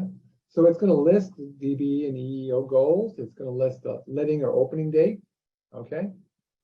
It may list pay items. It may list who can and cannot be contacted. If there's a contract completion date, it would be in there, or a schedule. Okay. Obviously, you don't necessarily always have a completion date, but you can have a recommended one, or you can have an absolute hard one with clauses in it. What are your goals? Okay. Think about everything you would want to have. Where are you going to open it up? Yeah, the delivery location for the bids. Do you have those alternative bids? Are there liquidated damage provisions? Is there a bonus for getting done early or penalty for getting done late? And then how do you award under competitive bidding in those cases? You got to have a way to do that. Okay. So you have deadlines. Yeah. There are lists for this. You don't have to memorize this. But the key is think about these things. Put yourself in the mind of the contractor. So we talked about goals. Because it's on the state transportation plan, you're going to have the PIN, the project name and description. That goes with everything. You might as well just put it on every piece of paper. The owner, venue date, we did that. Good. Where to get the documents, where to submit. And is there any security deposit? Okay. And then who to contact, and of course, what can you contact them about? One great place to go look for these things is the contract reporter. I get that one every day as well. Okay. Great place to advertise. It's recommended that you also do the local newspaper, and you need minimum of 3 weeks with federal aid. So you can't rush. 3 weeks minimum. 4 is okay. You can do it.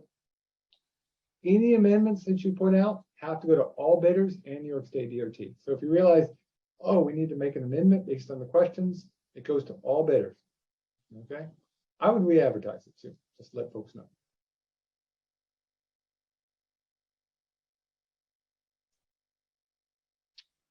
So now we're done with design in some respects. This is the last step of design. We've opened up the contracts. We're about to award our contracts.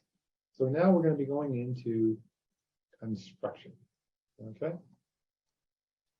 Now, in terms of construction, we have a bid and award. Once we have the bid opening, we can do a pre-award. Okay, so you open it publicly in a big room. Eventually you analyze the low bid. All the contractors wrote it down and they're analyzing it as well. What you can do at this step, it is okay to do this, okay?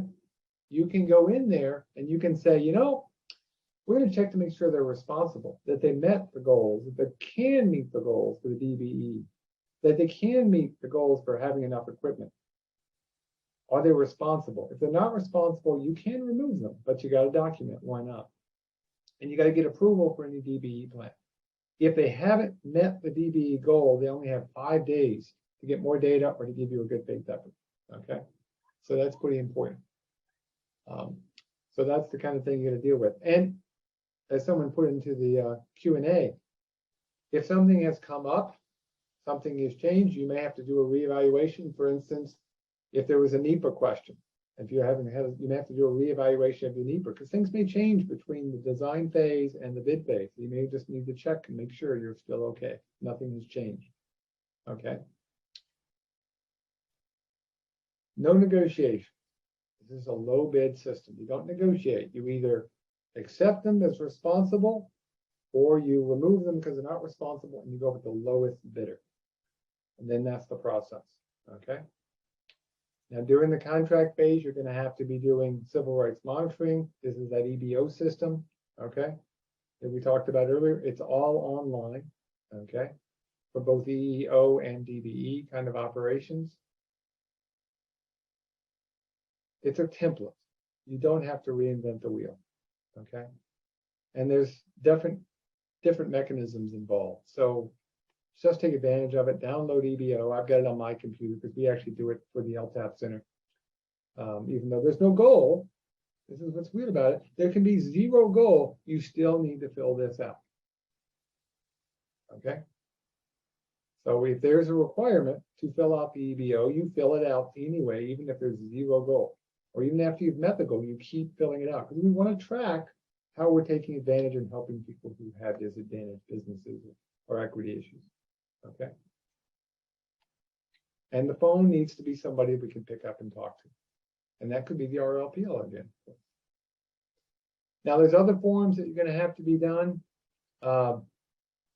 There's a form called the Workforce Participation Plan, which lists all of the workers and their salaries to match up with the DBE if they fall into certain categories.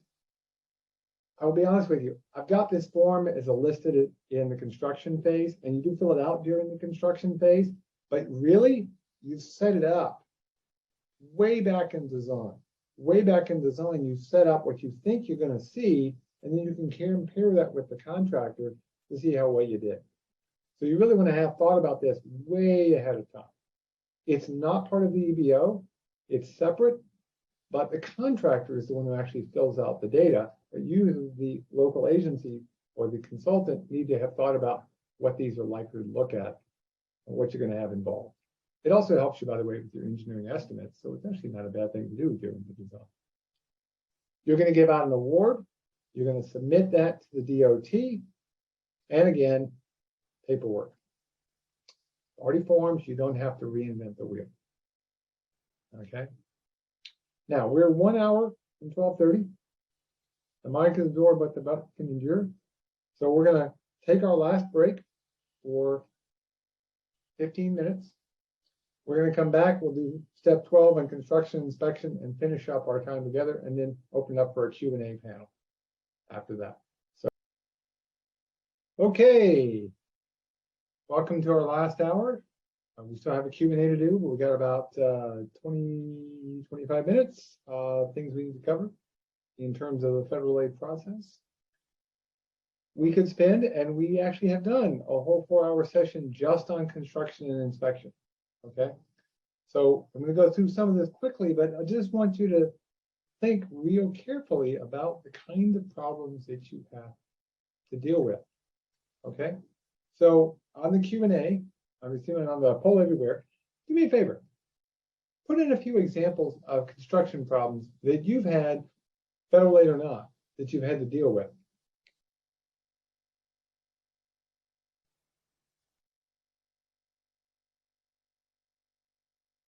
Quality, right of way,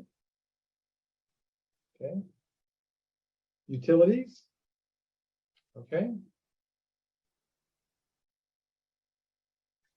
Plans, unknown plans, delays, weather. Somebody put survey in the Q&A. Yeah. Deterioration you didn't realize was there. Plantings. Yeah. Surprised we haven't seen a lot of people put in issues of just-in-time delivery, which these days is just not in time delivery. But schedule certainly gets affected by that chain of getting things built in. So yeah, point is, if you just think about the issues that you have to deal with, this is actually, again, one of those good times. Think about it. Maybe even back in design, you should have done this. What are the kind of problems we might see here? And think about, can we do something with the design to help eliminate or reduce them quite a bit? This is where your QA/QC plan comes into play, your ADA comes into play, all these things. And do you have enough inspectors? Now you're going to have a conference, a pre-construction conference. That's going to include the sponsor. You have to be there. You need to have your contractor there. Okay. If you have a separate inspection firm, you would bring them in. If you're doing it with your own inspectors, and there's a way to do that, but if you are, you need to have them there. There needs to be the inspectors. DOT has to be involved. That RLPL should be at the pre-construction conference, and you're going to go over everything. You're going to make sure you didn't miss any details. When you're done, one of the steps that's going to come out of it is you're going to notify the workers. Somebody put themselves a real nice board up so you can put all the notices to let the workers know about equal opportunity and minimum wage and right to work and safety issues. And then they stack a whole bunch of stuff up in front of it and you can't get to the stuff. Now, if you're going to notify the workers, you got to do it in a way that they can get to it safely and easily. Doesn't do any good if it's behind a whole bunch of debris. Because it really comes down to safety. The single most important driver for all of this should be our safety of ourselves and the public. Making sure everybody has the right equipment, hard hats, steel-toed shoes. Are they dressed for the weather? Okay. Do you have enough inspectors? Okay, there are requirements for inspection. You have to have an EIC, someone on site. You have to have field inspectors. And of course, they're following the New York State standard specification. This is one of the reasons it's a requirement, because then they just can look in one place. And if there is an exception to the standards in the state that you're using, put it in your contract document so that the EIC, the inspectors, don't have to go somewhere special to figure out some weird specification. Put it in the contract documents, and then everybody's on board. This is where you go look at shop drawings. You're going to get approval for structural work. Absolutely key. And this is part of that construction management plan. We'll put it right in there. Okay. So how are you going to administer this? Yes, you can get paid for that, but you got to document it. You got to approve it in the design approval document ahead of time. You can get reimbursed. You're going to have to keep good records and documentation. How do you keep those records? And we're going to end this short little segment here talking about records management, and then how you're going to coordinate all that. Who's going to be on site and when they're going to be on site. Okay. New York State DOT does do some inspections, but they're really there just to make sure that there's guidance and oversight. Okay, they're not doing actual inspection. So really the key is they're just providing assurance to FHWA that there's a plan and it's being followed. The job of the inspectors on site is the ones who check to make sure the conditions, the criteria are in place, that any causes and effects are going to be in place. Okay. Anybody notice a problem in this particular job site? Anybody see a problem that might exist if they don't fix it before they pave, which they did a couple of days after I took the photograph?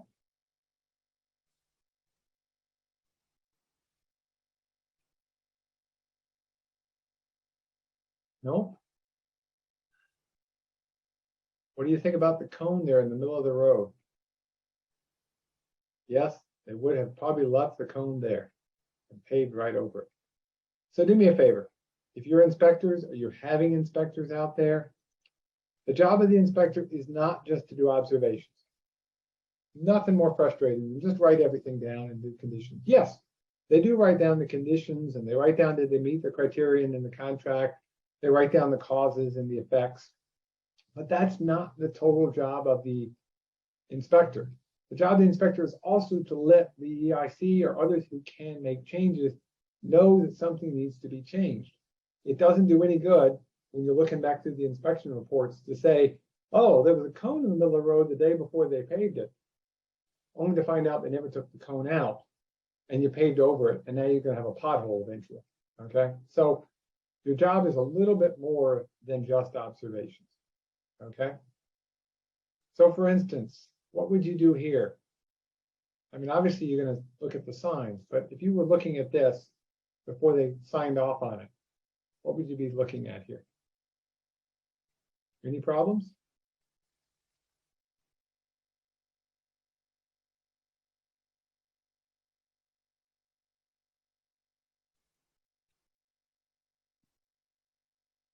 You're going to let them get away with that? Yeah, you might just walk up and fix it. But the point is, it needs to be fixed before you sign off on the job. The job of the inspector is to do more than just write things down. Okay? And that happens way too often. Okay? Now, of course, at some point, the contractor may come back and say, hey, I need to make some change orders. Okay? Now, we're having a little bit of fun. Someone named their boat change orders in their little dinghy, the original contract. I thought that was sort of fun. But I just want you to be aware of change orders. They're not evil. Yeah, we want to avoid them, but only avoid them because they're not legitimate. If you hear the term order on contracts, it's the same thing. Okay, it's just a different terminology. Change order, order on contract. So give me some examples of some legitimate change order items in the Poll Everywhere chat. Give me a few examples.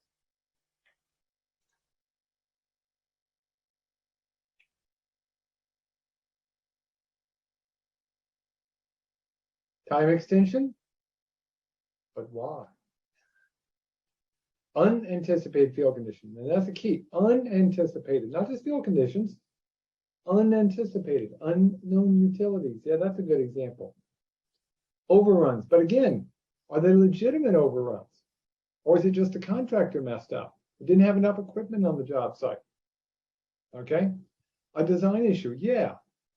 The thing is, legitimate change orders are things that were out of control of the contractor, okay?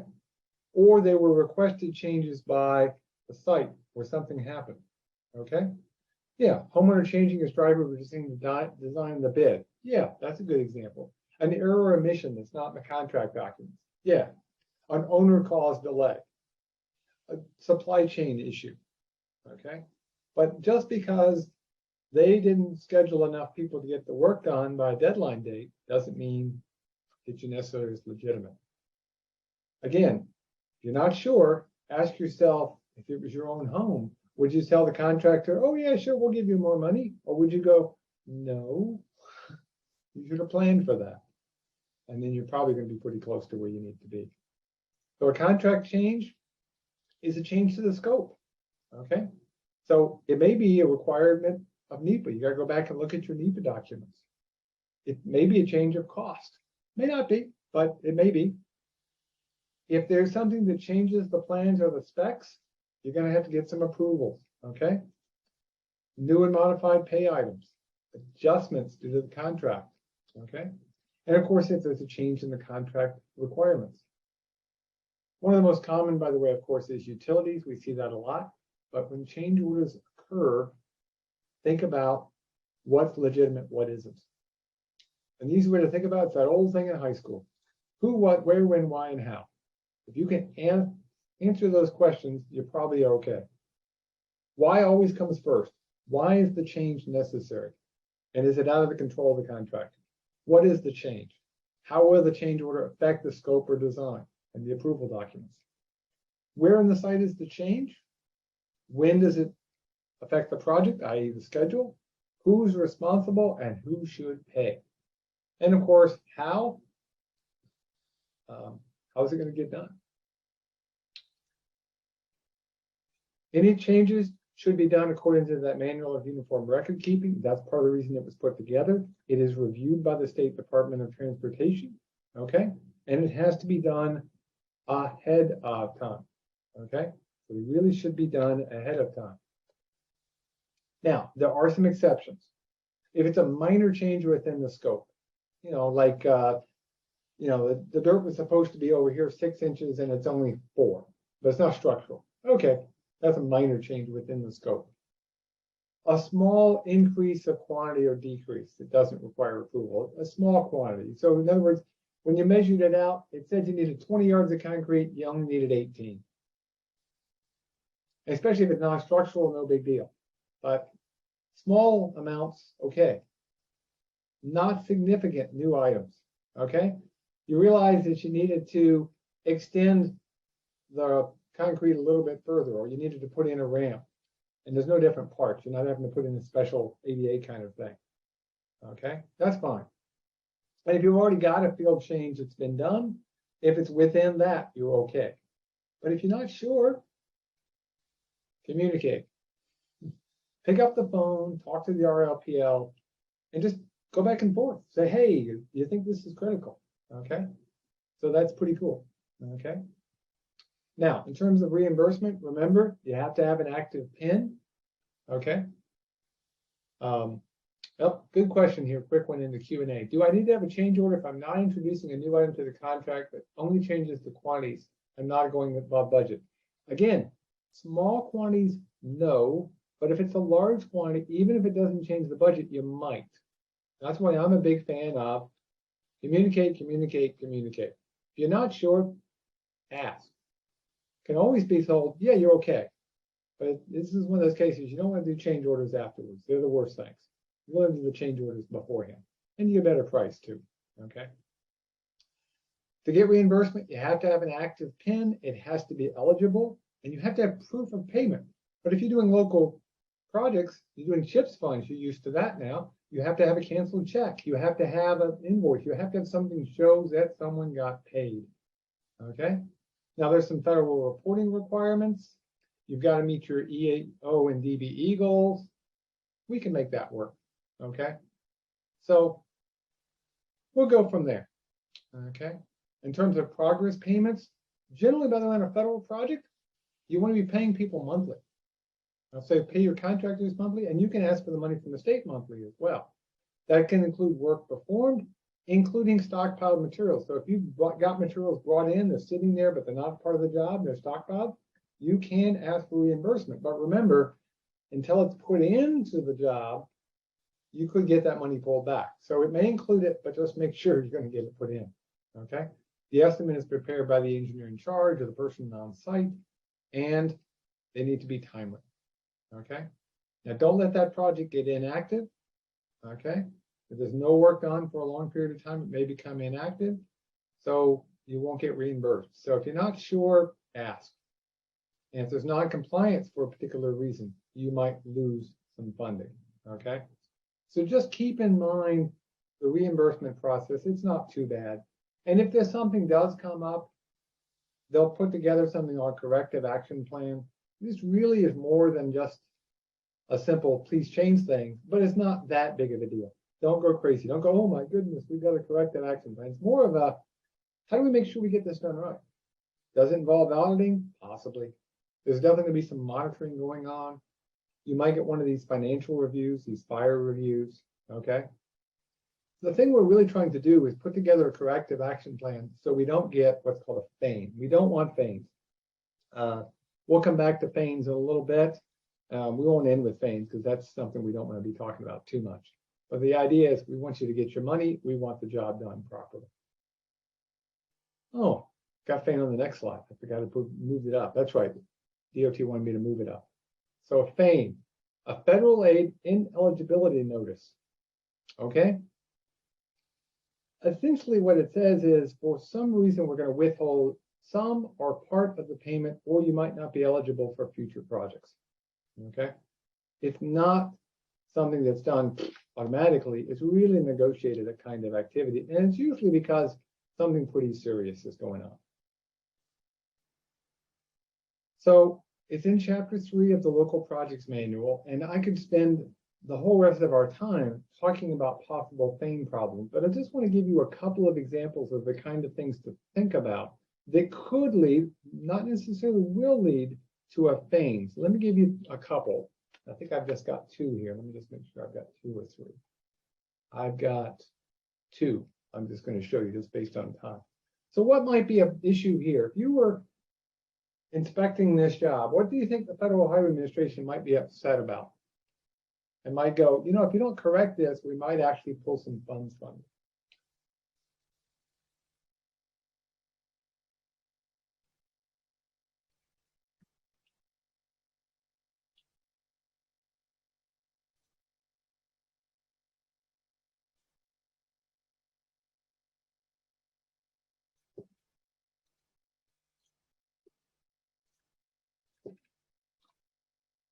Okay, safety oversights, PPE, yep. OSHA violations, yeah. Remember, I said safety comes first. So you definitely want to have safety. There might be some issues with the rebar. Some of it's epoxy coated, some is not. What's the spec say? Okay. So again, think about these things. They may not take everything, but they may take some. Okay. And of course, similar kind of, this is the same site, you know, there's no safety vest. You got to have on safety vest on a federal job. Here's another one. What do you think they're doing here? Why do you think this is a feign problem? What do you think's going on?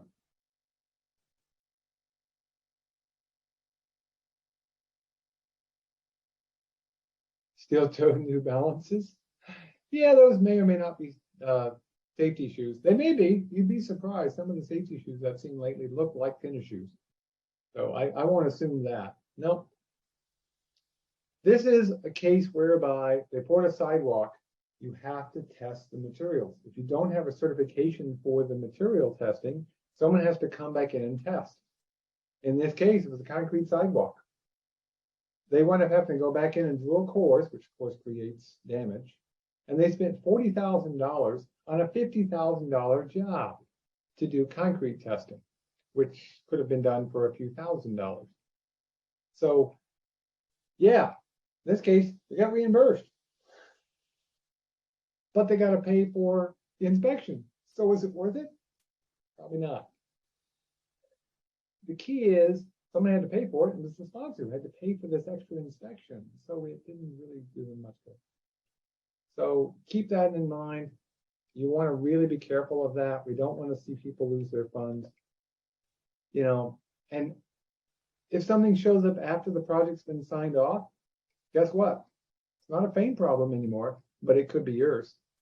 This is a heaved ADA ramp well after a project was completed. Heck, I wouldn't want to cross this just my own foot. I've tripped on this particular location. It's not just a feign problem now. Now it's your maintenance problem later on. Okay. So now let's close out our project. We're going to spend about 10 minutes closing our project out, and then we're going to get our Q&A panel here for our last half hour together. Construction is complete. We're going to be doing a final inspection. We're going to be walking the site. We're going to be doing our final punch list, make sure everybody's on board and got everything ready to go. Okay. You're going to be doing your contract closeout. That final inspection does need to include the RLPL. The contract closeout is all those papers that have to be put together so that you can properly show you did everything you were supposed to do. It's going to include the final reimbursement request and the final acceptance forms of everything. If there's a state highway involved, there may be some requirements for signatures there. As-built plans are required for work on the national highway system or the state highway system and for bridges. But truth be told, you should always do an as-built. It's really a good idea. Okay. And then, of course, the final project summary, which could take a couple of months. Okay. But you've got time to sign off on it, but make sure you've got all the paperwork. Now, if there was an audit, you're going to have to put the dates of the audit in there and required over $750,000. Okay. You can do a program specific audit. Otherwise, you might have to do a consultant audit for certain jobs. Okay.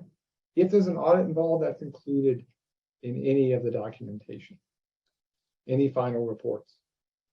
Now, for a federal job, that includes your DBE utilization, your EEO, payments to the contractor. And I know you're probably going, "Dave, I can't remember all of this." Okay, remember, I told you, love forms. There's a form for you. There's a project closeout checklist. You don't have to memorize a thing. It's right in the local programs manual, our project manual, and you just pull it up and you can fill it in. And I know you're thinking the font's too small, but that's okay. The form is on the web, it's in the book. You don't have to memorize it. That's the point. The local programs manual, projects manual, has in it all kinds of forms available. Now, you're going to make sure you've got good record retention. You're going to make sure you've got good procedures in place. Okay. And you should be in good shape. And yay, final acceptance. Now, final acceptance is actually a final check by DOT and Federal Highway to ensure there's no outstanding claims, that subcontractors got paid, that we didn't have a situation where we lost funds, that there's work that needs to be unfinished, that needs to be finished. There's some pending issues. And if there are, give the contractor a chance to fill them in, or the local sponsor to fill them in. Okay, it's not a, "Hey, you didn't do it." It should be more of a, "Okay, let's get everybody to the finish line and verify that we're ready to get to the final phase." Okay. Now, in terms of final acceptance items, there's going to be a final voucher to the FHWA. This is done by DOT. Okay, so you don't have to go crazy on this. You've done all your paperwork. You've submitted it to DOT. It's the division who's going to be working with DOT to check everything out. And if you've done your paperwork right, final voucher is going to get approved, and the feds are going to pay the state. But you've been paid long ago, because remember, you're paid by the state. Okay, it's the state DOT that's paying the local agency. So just to know there is a secondary check that's being done. Now, you do need to keep records. How long do you need to keep the records? Well,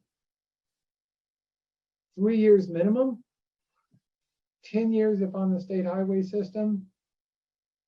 A lot of records in personnel records you got to keep for 7 years. So it gets confusing. Create a policy. Oh, and by the way, there's a new EI that actually requires that some records be kept for 36 years because of taxes. My advice is, if you're not sure, ask, write these things down, and just make a record retention plan and include it in your process. And you can search for the EIBs and things like that. Okay. In this case, it's for Marcia Selly and other state funding, we have to keep it for a lot longer period of time. Okay. And then, of course, there'll be audits possible. The state can audit, the feds can audit, US DOT can audit, EPA can audit, lots of people can audit. You get audited now and then. I don't think it's as concerning as some people think, but they do need to check things. Okay. It could be a random audit, it could be they're auditing because they're not sure of something. So guess what? We're just about done. Okay. Now you're going to be maintaining the facility from here on out. Okay, it's now yours. But I can tell you right now, this is not the time to be thinking about all the maintenance activities. I'd rather have seen you have done this way back at the beginning. Okay, so let's just think about something. Let's look at our little intersection here where we put in a raised, that's a raised intersection for those who are wondering, by the way. They raised it up. The whole intersection's high. You can't quite tell by the picture. Put in new crosswalks, new ADA ramps, all that fun stuff, right? Okay, what maintenance needs do you need in a place like that with a raised intersection and crosswalks and ramps? What kind of maintenance activities do you need?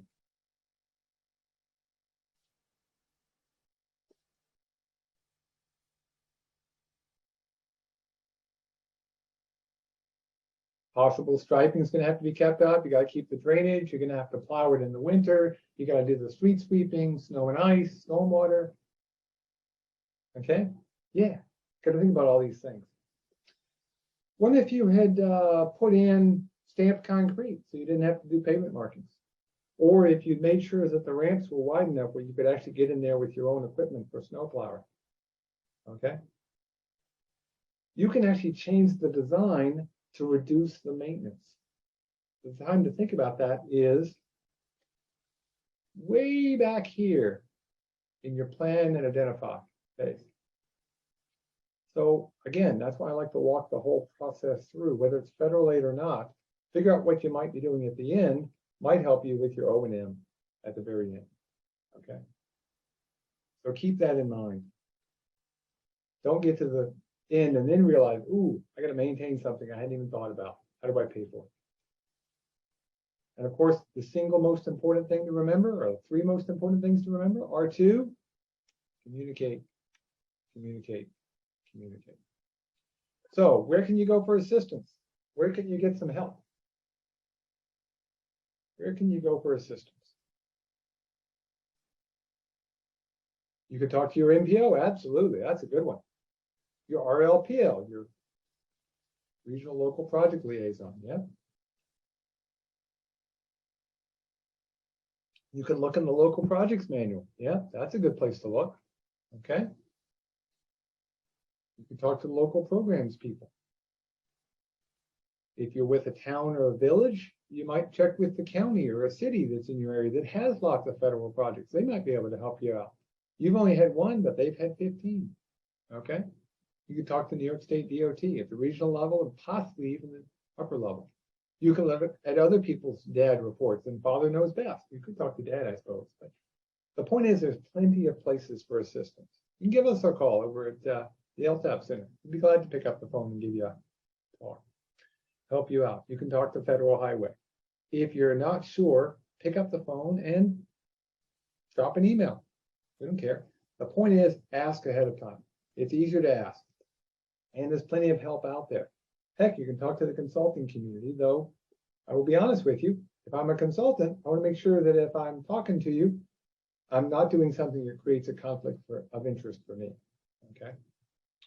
So what I want to do is I want to spend just a couple of minutes with a couple of example projects to make you realize the kind of things you might do and some success stories to feel good. And then we're going to open up and have our panel for our last half hour to do our Q&A.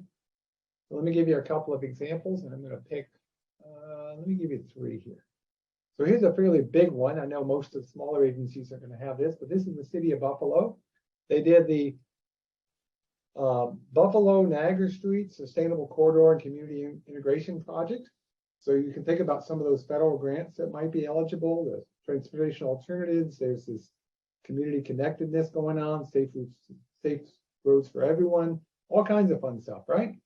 Well, in this particular case, it's a $4 million of federal, $500,000 of state, $9.4 million of local dollars were spent. Now you're thinking, wait a second, they've said that it was 80-20 federal. Well, that's because the federal portion was on some of the issues with bike lanes and lighting, but the locals wanted to do other work anyway. And that's actually something to keep in mind and remember. You can do additional activities. I think that's actually a pretty cool thing. So they got federal dollars to put in the bike lanes and the lights and stuff like that while they were doing other work anyway on that particular roadway. And so they're able to stretch the dollars just a little bit. So while it's a big project you may not have, it's still useful to know that kind of thing can be done. Okay. And then just to show you a couple of pictures of it, there's the bike lane portion of it with the lights and the crosswalks and things like that. Okay. But you can do some pretty cool projects. This is a transportation enhancement program where they actually restored a railroad station to use as a museum and a rest stop on a trailway, a walking trail. So they saved an old rail thing. And again, there was some locals paid about 33% of the price, worked out well, and they've now got something that's good for their community. Okay. So there's all kinds of things that you could do. Let me get one more here. Let's do this. Okay, City of Kingston updated Hurley Avenue, improved bicycle improvements and ADA information. Okay, this was a perfect example of an 80-20 split. 80% feds, 20% local. Total price about $840,000. Okay, so again, all kinds of things that could be done. You can do projects with rail. Actual railroads, rail to trail, roads, things like that. But remember, it all comes down to those acronyms. Take your time, learn some of those acronyms, and you'll start to learn the process. And by the time you know that process, you'll be in pretty good shape. Well, thanks for joining us for this last half hour to answer questions. We're going to probably be doing this again into the future. Maybe by the next time we do it in the spring, we'll have more information about Bill. For those who are on, there will be 3.5 professional development hours if you stayed on for 90% up through the Q&A. The Q&A doesn't count, but we get to count up to the time of the Q&A. The New York State Department of Education rules. We'll get you certificates and stuff like that. If you have any questions on any of this, you can send me a direct email or send it to our general email account, or you can go on our website and we have links, and there will be a recording for the first 3.5 hours that we'll be posting here in the next week or so. And with that, I'm going to let everybody go. I'm going to give you back 2 minutes. Woohoo! Get 2 minutes of your day back. Weather is cleared up from this morning's rain, so get outside and enjoy the weather. And if you're in a place that's still raining, it'll get cleared up there too. So take care, everybody, and have a great day. Thanks for joining us. Thank you, David.